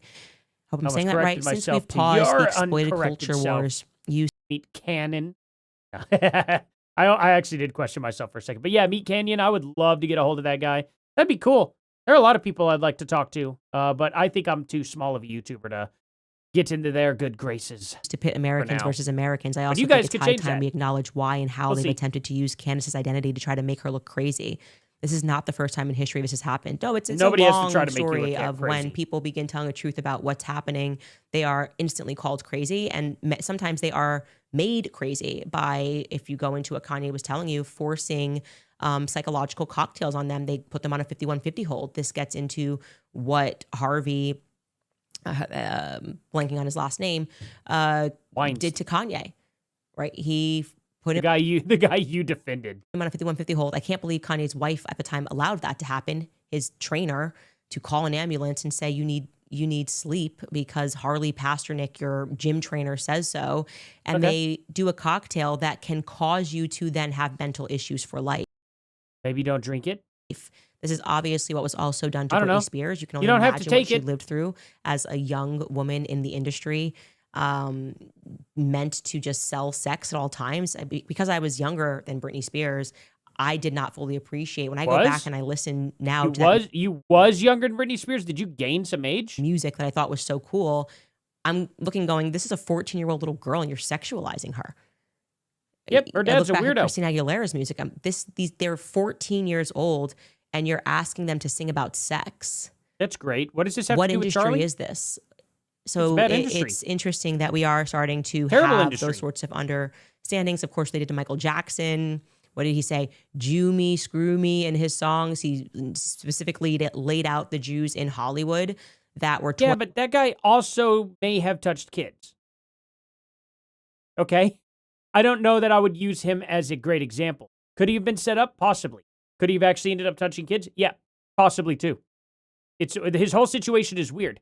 All the children, they came into my bed, and I would just sleep with them. I swear I didn't touch any of them.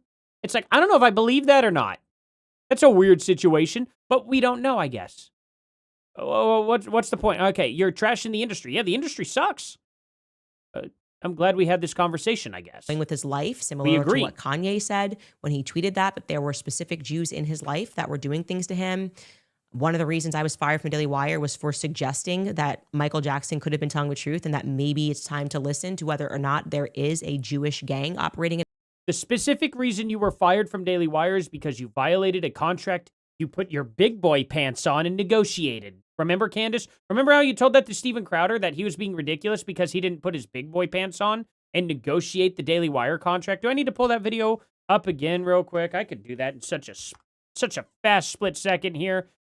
Tim Pool, Candace Owens, Steven Crowder.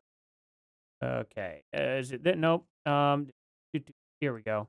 Right. It was only when the Daily Wire then turned that down that the term sheet became so egregious that he had to do something about it. I'll just add real quick to everybody. Steven Crowder is coming on the show on Monday. Hold on. That he was offer and say, let's. So I'm after Crowder, who dealing with this green thing because they region of oh, he's not young upcoming. Oh, he's not 5 hosts of show, a young upcoming talent that got new. Oh, I think it's 12 minutes. Negotiate. Now, there it is. Your job then, if you're a big boy, right? If you can put on your big boy pants, is to go to your lawyer and to say, I'm not doing that. I'm not doing that. This makes no sense. Negotiate. Now, if you are a young talent that was discovered on YouTube, as I was way back in the day, who comes from no money, as I was way back in the day, this could be like unfair because I can't afford a lawyer to go through line by line of this and redline this. That is not the circumstance for Steven Crowder. He's already told us he's got so much money, he's more successful, and he doesn't need the money, blah, blah, blah. So why don't you just hire a lawyer? But that's what he said in the rebuttal. Yeah. It's not about me. It's about the Daily Wire signing new, upcoming young people to these terms, and they don't have and in that capacity, he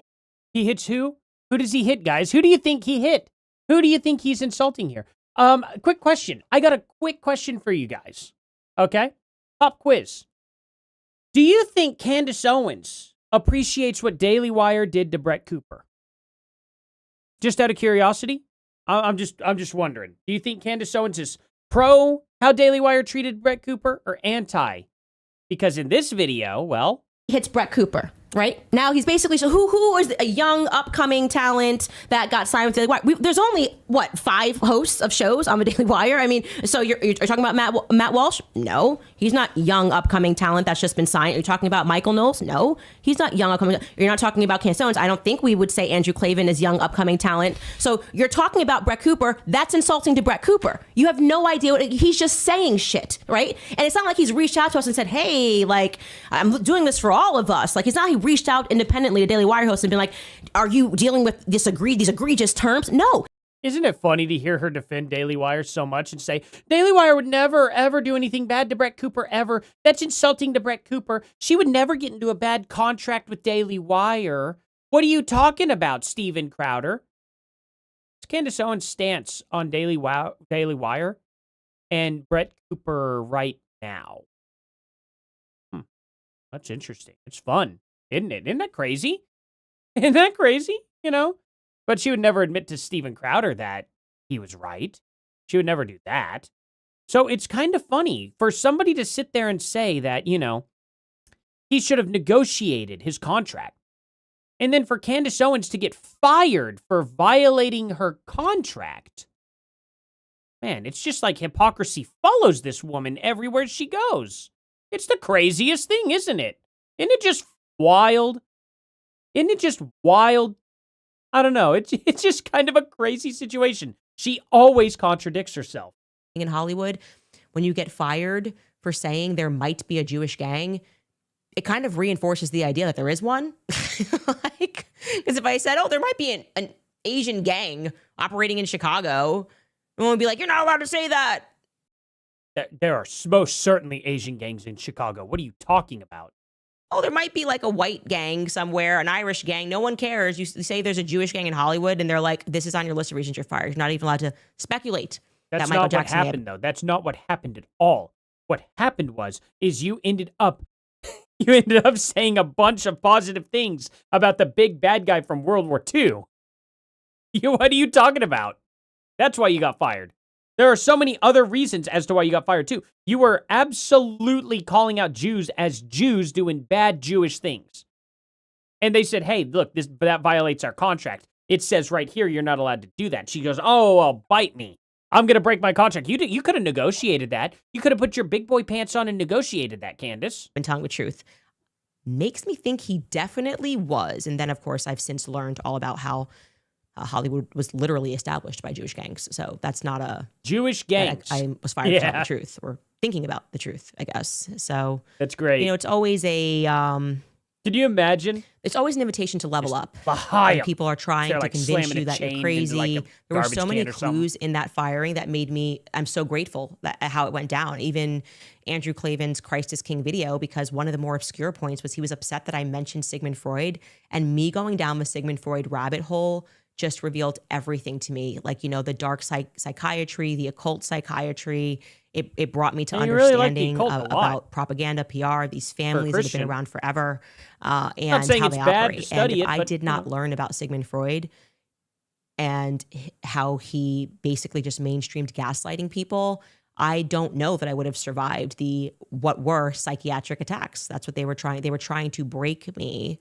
And they still try to break me, especially after Charlie's death. They really came in. But now that I know that is their tool, that is their instrument, we will break you psychologically.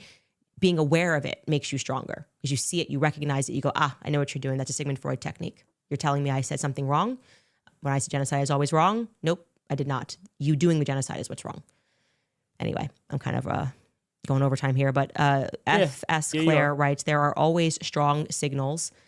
There is a United States government hand at play. Number 1, unexplainable tech failures. 2, a seizure of cameras. 3, authorities finding overwhelming evidence. 4, security measures magically failing in the exact way to make the event possible. Notice the pattern. Yeah, I mean, the absurdity of, that totally was there. But unfortunately, my body cam has amnesia.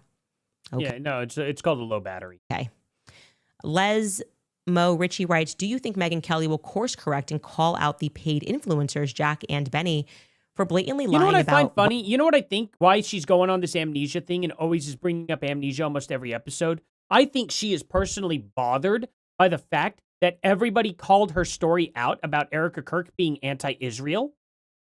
And they're like, what the heck? How would you not remember that? That's crazy. And now she's got to overcompensate, and she's got to project against the people that she doesn't like and claim that they all have amnesia. It's not her. Get all the heat off of her. Every single time Candace Owens is accused of something, have you noticed the very next week, she starts accusing everybody else of the very thing she got caught doing?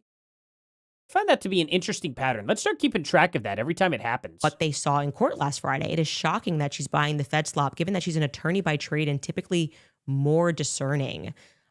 Okay, I haven't watched because I was obviously on vacation, and then I had to play catch up and was trying to watch on vacation the trial, but I did see people pinging me about Megyn Kelly and saying she's hosting these people. Okay, I think she has a lot of background with these people, so I think she's naturally more trusting and is obviously thinking, I'm just trying to see her perspective. Maybe I'm getting a scoop to this because these people are actually on the ground, and why would these people be exaggerative? I didn't see it. They're saying this is what they saw. Why would I discount what they're saying? Okay. I don't know that she caught what then was leaked afterward about it actually just being a zoomed in version of 12.4 that they saw.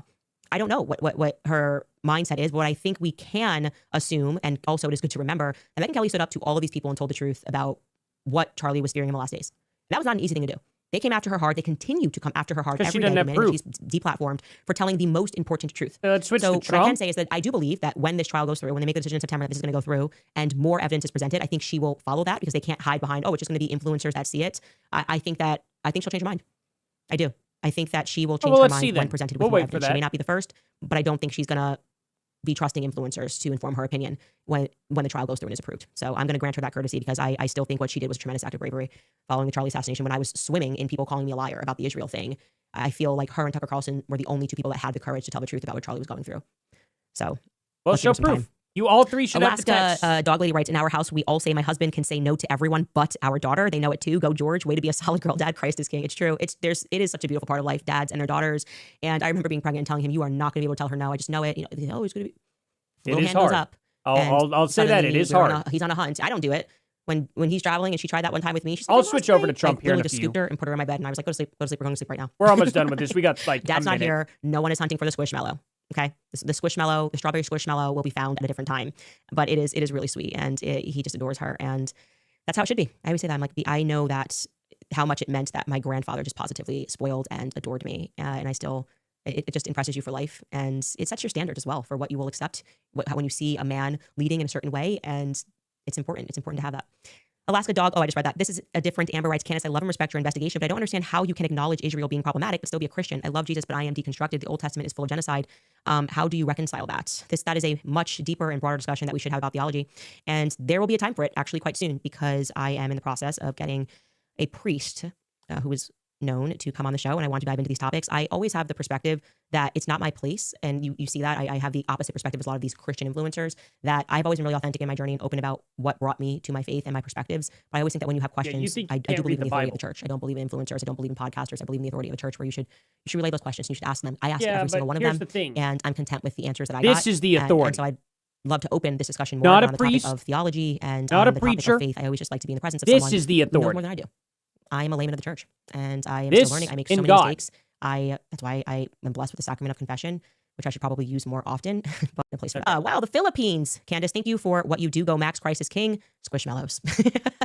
There you With go. Sound of Freedom. The same now about Tim Ballard, how I met all of these people sort of through PragerU, and I reconsider that. Okay, I don't care about the rest of this. She's going to go into her merch right after this. What a face. Nice. Okay. Anyway, let's go to Trump. Let's just type in Trump. I bet we find it live. Here we go. And doing really well, but we still have a major challenge that must be urgently addressed, because no country can be great without fair and honest elections. You have to trust your country, because if there can be no trust, there can be no greatness. And that's very simple. No trust, no greatness. For many years, I've called for bold, swift, and decisive action to protect the integrity of America's elections. Every American deserves to know that when they cast their vote, that vote will be counted accurately in a system, and that is to make that system secure. One where cheating and interference are not just difficult, but virtually impossible. Did he get it passed? Unfortunately, the system we have today falls catastrophically short of that standard. Tonight, I'm announcing the immediate declassification and release of critical intelligence revealing shocking vulnerabilities in our election infrastructure. Heck yeah. This evidence shows that the election system we have dangerously exposes and really exposes like levels never thought possible to hacking, exploitation, and foreign interference. Just as disturbingly, this vital information has for many years been covered up and hidden from you. The American people, our beautiful, our great American people. But that all changes right now. The documents we will release starting tonight have been gathered by the White House Government Transparency Task Force, a great group of people, along with the staff of the President's Intelligence Advisory Board, supported by our top intelligence agency chiefs, who have all personally reviewed the findings. We are presenting this evening and fully confirmed their authenticity. You can see these documents for yourself at whitehouse.gov. That's whitehouse.gov. Go check it out. Our purpose in disclosing this information is not to weaken confidence in election, but to earn that confidence by confronting vulnerabilities and correcting them very, very quickly. And that's what we're doing. The documents cover 5 major areas of concern. First, they show that over a period of years, starting during the 2020 election cycle, the People's Republic of China carried out what is believed to be the largest compromise of election data in history, resulting in China's illicit acquisition of 220 million U.S. voter files. That information includes names, addresses, phone numbers, political party preferences, and other sensitive data that would be needed to register to vote and engage in other nefarious activities, which is exactly what was happening. This data loss presents an unprecedented election security nightmare. The intelligence even shows that China has signed a data exploitation unit specifically to this new project. Compounding the travesty, the second set of documents we are releasing reveals that members of the deep state, very, very famous group of people, in many cases, in our intelligence agency worked to actively suppress and downplay information about the extent of China's sinister election meddling, covering it up from both the president and the American people like nobody thought was possible.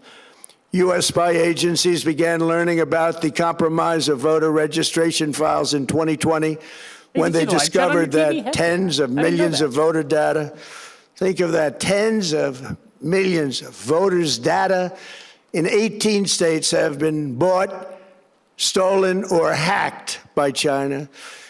Yet those responsible for sounding the alarm instead kept the information secret and hidden.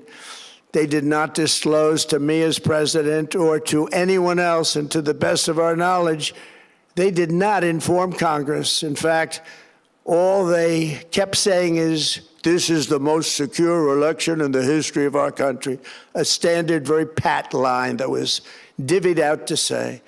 The cover-up of this colossal security breach is even more disturbing in light of the additional information showing that China engaged in other election-related activities to undermine my first administration and our 2020 campaign. They did not want, and they just didn't want it. They fought like hell not to have it, Donald Trump, to win, and for good reason. As the documents we are releasing show, CIA reporting explicitly stated, and I quote, in mid-2018, the Chinese Communist Party's policy was to leverage all domestic and foreign elements that were opposed to the U.S. president in an effort to reduce the U.S. president's votes and make him resign or prevent his re-election. Isn't that nice? That's probably also why Candace, in mid-2018. This is probably why Candace Owens hates Trump, because he's trying to get rid of foreign interference. That would probably be a nice cutoff on her paycheck. China was working to influence the results of the U.S. midterm elections and later the results of the 2020 presidential election itself. Separately, in mid-2019, the Chinese government's strategy against the United States was focused on undermining domestic confidence in the U.S. president. They wanted to just make you sound like your president wasn't so hot, when actually your president has done a great job, and they did everything possible to do exactly that. Going on, this document says, and this is by the CIA, I might as well wear it. The strategy included efforts to use Chinese contacts with big U.S. companies to influence U.S. business leaders to turn against the President of the United States of America. The Chinese government sought to identify U.S. journalists who had reported negatively on the U.S. president and pay them large sums of money to write more negative articles about him, as many as they could, and they didn't care what they said. The Chinese government wanted U.S. president to lose the next election, and the reason they wanted me to lose is because they knew I was wise to them, charged them billions and billions of dollars worth of tariffs, and built the strongest military anywhere in the world. We have the strongest military anywhere in the world. These are exact quotes from the CIA reporting. The name of the person doing the quote is now under review, but it gets even worse. Raw intelligence obtained by the FBI in 2020, yet buried by rogue bureaucrats, stated that China's activities even included an attempt to manufacture illegal ballots for Joe Biden. Documents show that during this period, dozens of significant CIA and NSA reports about China's election targeting were kept out of the presidential briefing. These were briefings I would get almost every day. Everything was kept out that was of importance. One email among intelligence analysts admitted that they had, quote, deliberately massaged the presidential daily briefing to withhold information regarding Chinese activities related to the election. Another official inside the FBI wrote that she was running, quote, a shadow government, unquote, to keep intelligence about China's election meddling from becoming known and to keep it away from the honorable press. Other officials who witnessed such efforts perceived the motivations to be blatantly political. Recently, we found significant numbers of burn bags in formation, and this is a group of bags that were used to destroy information given by President Barack Hussein Obama to be burned. It was supposed to be burned. These bags were supposed to be at a different level by different people, incinerated and checked, but it never happened. Maybe we got lucky. We believe this was not done on purpose, but rather through gross incompetence of the people that were supposed to burn the bags. But the findings are stunning. Today, I'm asking the Office of the Director of National Intelligence, the Department of Justice, the FBI, and the CIA to investigate how and why such crucial information was hidden, to fire those involved in the cover-up, and to file criminal charges, if appropriate, against these people. Yet concealing China's meddling was only the beginning.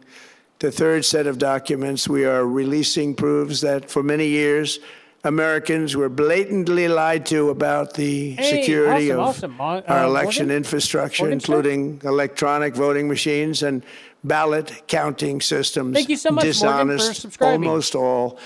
They're vulnerable and they're easily compromised, and people within our government knew that. Tonight, we're publishing a series of previously classified U.S. intelligence community assessments and other reports proving that our government has long known these machines are extremely exposed to attack. As one assessment states, we judge that the United States adversaries, including at a minimum Russia, China, Iran, North Korea, as well as non-state groups, have the capability to compromise U.S. election infrastructure. That's unquote, but that's some statement, isn't it? Made by supposedly great patriots of our country. The document goes on to further state that, quote, we assess that centralized election-related data repositories, such as voter registration databases, poll books, and other official election websites are most vulnerable to exploitation, and adversaries could use this access to these systems to disrupt election processes within the United States of America. Tonight, we're releasing all of those findings, and spanning from January 2020 to June 2026. This is a cyber threat aimed at the very heart of our democracy.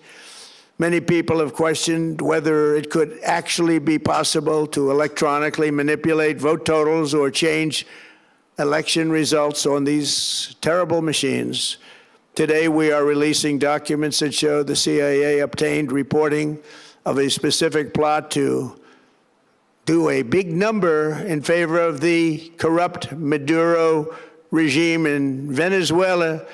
And that's exactly what happened, conspiring to digitally rig their own country's elections in 2020, and that's what they did.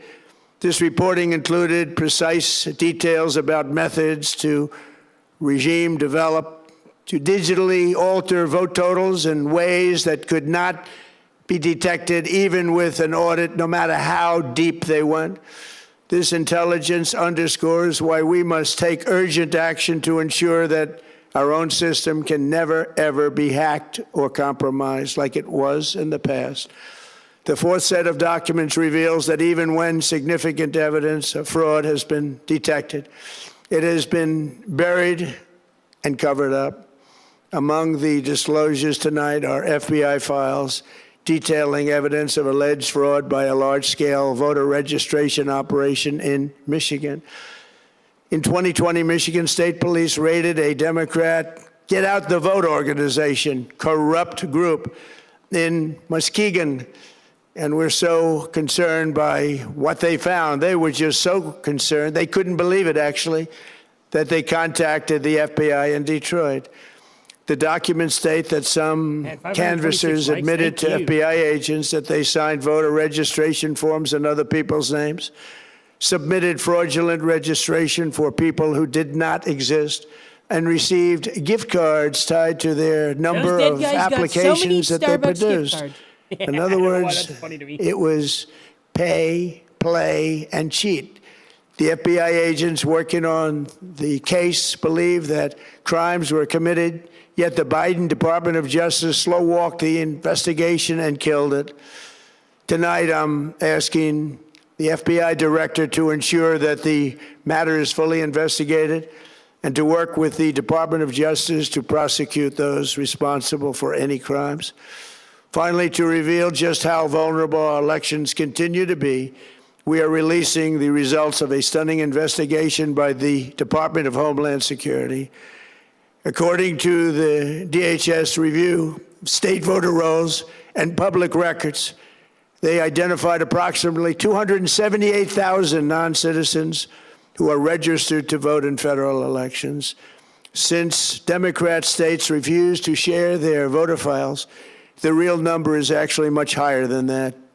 Yet, even this limited analysis found more than 250,000 foreigners illegally registered to vote. Put together, these disclosures reveal an election system so broken and so vulnerable that no one can possibly defend it. It is not defensible. Hundreds of millions of U.S. voter files are in the hands of foreign governments. Our machines and ballot counting systems are exposed to hacking, we can hope that Biden or Whitfield will be manipulation, arrested. and corruption. China and other countries have been trying to meddle in our elections. Evidence of fraud has been buried. Hundreds of thousands of non-citizens and dead people are listed and active on the voter rolls, and yet we still have elections with no voter ID, no proof of citizenship, Hey, thank you, Avenge, for and being tens here. of millions of You ballots have a good night, floating man. aimlessly through the mail. As one example of the insanity, California's recent election for mayor of LA and governor was held on June 2nd, a long time ago, but it was just completed a few days ago on July 10th. Think of that, much more than 1 month. Took a month to count the votes. I wonder what they were doing. This is worse than any third world country. There's no third world country that has elections like we have. In a rare move, NBC and ABC Fake News have both said that they would not cover this speech. They knew what it was about because of the fact that they don't like the topic, because they know how corrupt our system is and they don't want to reveal it. They and others in the media are part of a plot. They want to continue this fraud for whatever reason. They want to keep it going. They want to protect the radical left. They can't have a great country, and that's true. You can't have a great country without free and fair elections. Fraud like this should mean a revocation of their licenses. They use our public multi-billion-dollar in value airways for absolutely no money. They pay nothing. All we want is honesty in our elections and honesty in reporting. They pay nothing for multi-billion-dollar assets. It's crazy Great that we just damage can't has have been honesty done in our to our elections, country. and that they're Our throwing such a elections fit. were left vulnerable to being rigged and stolen, and the trust of the American people was lost. This cannot be allowed to continue. Every American, whether you're a Republican, Democrat, Independent, or otherwise, should be able to agree that we deserve the most secure, honest, and fair election system anywhere in the world. Secure elections should be a partisan, really, we should be together, Democrats, Republicans, Independents, everybody, and it should not be a partisan issue. It should cause to unite us, not to divide us. This should be a cause. We should be united, not divided. In light of the brand new and irrefutable information I have revealed tonight, my administration is in the process of notifying the states whose election data was compromised by the People's Republic of China and many others. We will be working closely to mitigate any harm, and to see the we're evidence on taking that. swift action to I'll ensure definitely be that making videos over sensitive that. voter That's gonna be data is wild. better protected, so we can never be bought, we can never be hacked, and we can Hey, never Juju, thank you for watch a being here. stolen election again. You have a Tomorrow, good day. the Secretary of Homeland Security will Tell hold a Lady Luck I briefing said hello. to outline his department's recent work confirming cyber vulnerabilities in our electronic voting systems. They are bad. We're in the process of informing governors, senators, and The members midterms will of be this November. Congress of potential issues in their states. If you look at voting today, it's in such bad shape in so many states, and we are committing to fix it. And we're also committing to be working with those states and local jurisdictions to help them fix and patch known technical vulnerabilities before the midterm elections. We have very important elections coming up. We want those elections to be honest. I've also ordered DHS to notify every state about non-citizens on their voter rolls and direct them to remove all Get him out of here. ineligible voters Get him from out of my the country. lists immediately. But most importantly, addressing this crisis of election security demands that Congress must pass the Save America Act. Yes. How easy is that to do unless you want to cheat? The only reason you wouldn't do it is you want to cheat because your policies are so bad and your candidates are so pathetic that you can't get away or can't get elected any other way. This landmark bill requires that all voters must show photo, voter ID. How simple is that? Could I have your photo, please? Photo, voter ID. All voters must provide proof of citizenship. Are you a citizen of our country, please? And hopefully there will be no corrupt mail-in ballots, which if you watched California and so many other places, mail-in ballots are inherently corrupt. So you would have no mail-in ballots except for illness, disability, military deployment, or travel if you're going away on business or vacation. These reforms are urgently needed to stop the vulnerabilities that I've mentioned. To all Americans, I ask you to pick up your phone tomorrow, call your representatives in the House and Senate, and demand that they pass the Save America Act without delay. Together we will restore faith and confidence in our country, and we will be bigger, better, and stronger than ever before. Thank you. God bless you. God bless our great military, and God bless America. Thank you very much. Oh, is this it? That was it? That was very fast. Wow. He did all of this in just... Dang, we only missed a very small portion of the beginning. I guess let's go to the beginning here. Let's see what he first said. We missed like 3 minutes, I think. Good evening. Before we begin, I'm proud to report that our country is safer, stronger, and far wealthier than it has ever been before. We are doing great. Less than 2 years ago, we inherited an economic and social disaster.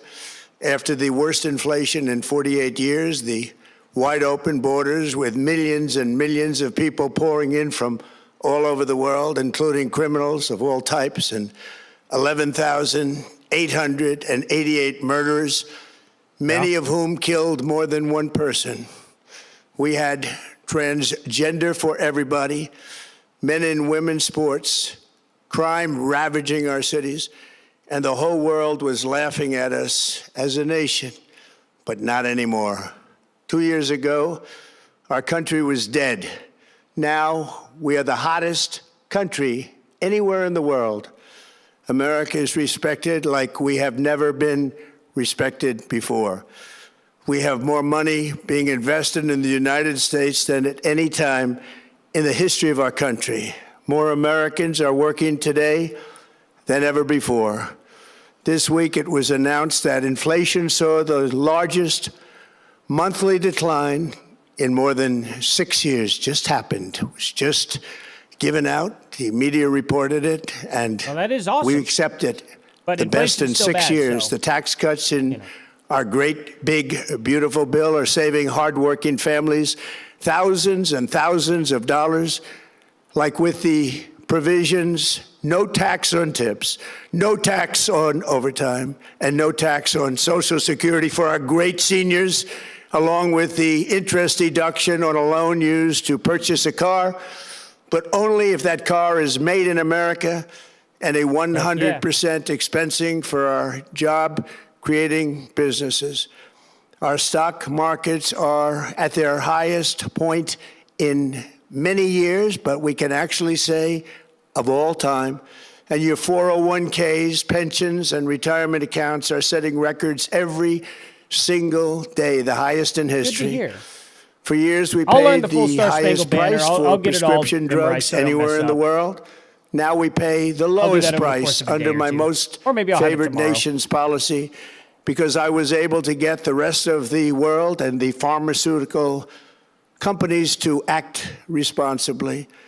Drug prices are coming down by 70, 80, and 90%. TrumpRx.gov, this will ultimately reduce the cost of health care. You have to go to TrumpRx.gov and take advantage of it. But the cost of health care is coming way down because of what we've done with prescription drugs. And with Trump accounts, every child in America now has access to a tax-free investment account to save for their future. Billions and billions of dollars are being invested, put in by companies and individuals to take care of our children so that at age 18, they will have potentially hundreds of thousands of dollars in their account, and they'll get off to a great start in life. So for that, go to TrumpAccounts.gov and sign up your child or any child who'd Already like done. to sign up. Did it on Our taxes. previously wide open borders have been transformed into the most secure borders in the history of our country, with 0 illegal aliens being admitted to the United States in the past 14 months. That is 0. Nobody Thank you, thought it Zoe. was possible. We had the worst border in the history of our country, and now we have the best. Crime is we do. plummeting nationwide, with the murder rate at its lowest level since 1900, or more than 125 years ago. We're making a record investment in our armed forces, and we have the strongest and most powerful military by far anywhere in the world. I built it during my first term, and unfortunately, we're forced to use it now. We won in Venezuela, which is now working with us to produce millions and millions of barrels of oil. We are likewise winning big in Iran, and you will see the fruits of that labor very, very shortly. Oh, good. America is back and doing really well. Hopefully but that's we like a still week. have a major But we'll see what challenge happens. that must be urgently addressed, because no country can be great without fair and honest elections. You have to trust your country, because if there can be no trust, there can be no greatness. And that's very simple. No trust, no greatness. For many years, I've called for bold, swift, and decisive action to protect the integrity of America's elections. Every American deserves to know that when they cast their vote, that vote will be counted accurately in a system, and that is to make that system secure. And there we go. Now we're back to full circle. All righty. Well, that was a pretty good speech by Trump. I didn't expect it to be so short. I really didn't. I didn't think he'd just go on for like 25 minutes. But that's a good update. I'm hoping more. I think the most important update right now, just so it disarms Candace Owens and everybody else, you know what I mean, is to get the Iran stuff done. That's going to be the most immediate change to our economy at the moment, because he's done so much for the economy over the last like 8 months. But unfortunately, because of Iran, we have not seen any of that actually like flourish. When Iran is fully done and settled, we're going to see gas prices drop down to like $1.70 on average, probably. Or maybe $1.80 or something like that. It's going to skyrocket. It's just going to plummet to the ground. And then we're also going to see just everything else in the economy just get a lot easier for a little while. It's going to be really, really, really nice when this is over. And then Candace Owens will have nothing else to complain about. And neither will Tucker Carlson, neither will Megyn Kelly, or any of them. And they're all going to be made fools of at the very end of it. And that's what I'm looking forward to. They're willing to bet that they're not going to look like fools and that this is going to be a massive failure on Trump. I guess we're going to see what happens, but I've been right multiple times about Trump and they've been wrong. So I don't see that happening anytime soon where they get proven right, to be honest. But tell me what you all think about this and whatnot. I think I'm going to have to hop off here and help get these kiddos down to bed and whatnot. But before I go, I'm definitely going to end up reading off all these fan fundings here. Thank you guys so much for your donations. That is very, very, very nice of you. Like, you guys are just amazing. Thank you guys so much. And for everybody else that, if you're new here, please hit that subscribe button. Please hit that like button. Let's get on with this here, guys. And then I'm going to end up putting these kiddos on down to bed. So anyway, Janae for $10. Thank you so much. Eric Goss for $20. Thank you. Thank you very much, man. Chicken Toes for joining as a troll. That is absolutely amazing. Thank you so much. Kendra Bauer for the $20. Thank you very, very much. Amy Miller for the 10. Thank you so much for that, Amy. Cherished Psalms for $2. Thank you so much for that. Deborah, it just says SCH. I'm going to find out exactly the full name here. Oh, no, it ends on SCH. Never mind. That is it. Okay, Deborah for $10. Thank you so much. And Edie Marie, who everybody should go subscribe to, down the pinned comment here, for also $20. Thank you so much for that. You guys are absolutely incredible. Yeah, I'm just at a loss of words. How many people were in this live stream today? It's insane. Like, what was my peak? What was my peak amount of people? Where did I peak at today? It was, wow.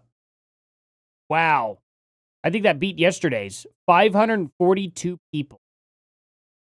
Pretty sure. Was it 542 was the peak? I think it was. Wow, like that is crazy. 542 people. That is so many people. I've got 557 likes on this. Holy crap, guys.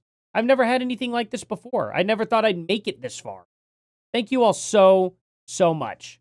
I better go get these kiddos down to bed and help the wife out, and I'll see you guys here in tomorrow's videos and tomorrow's live streams. Later.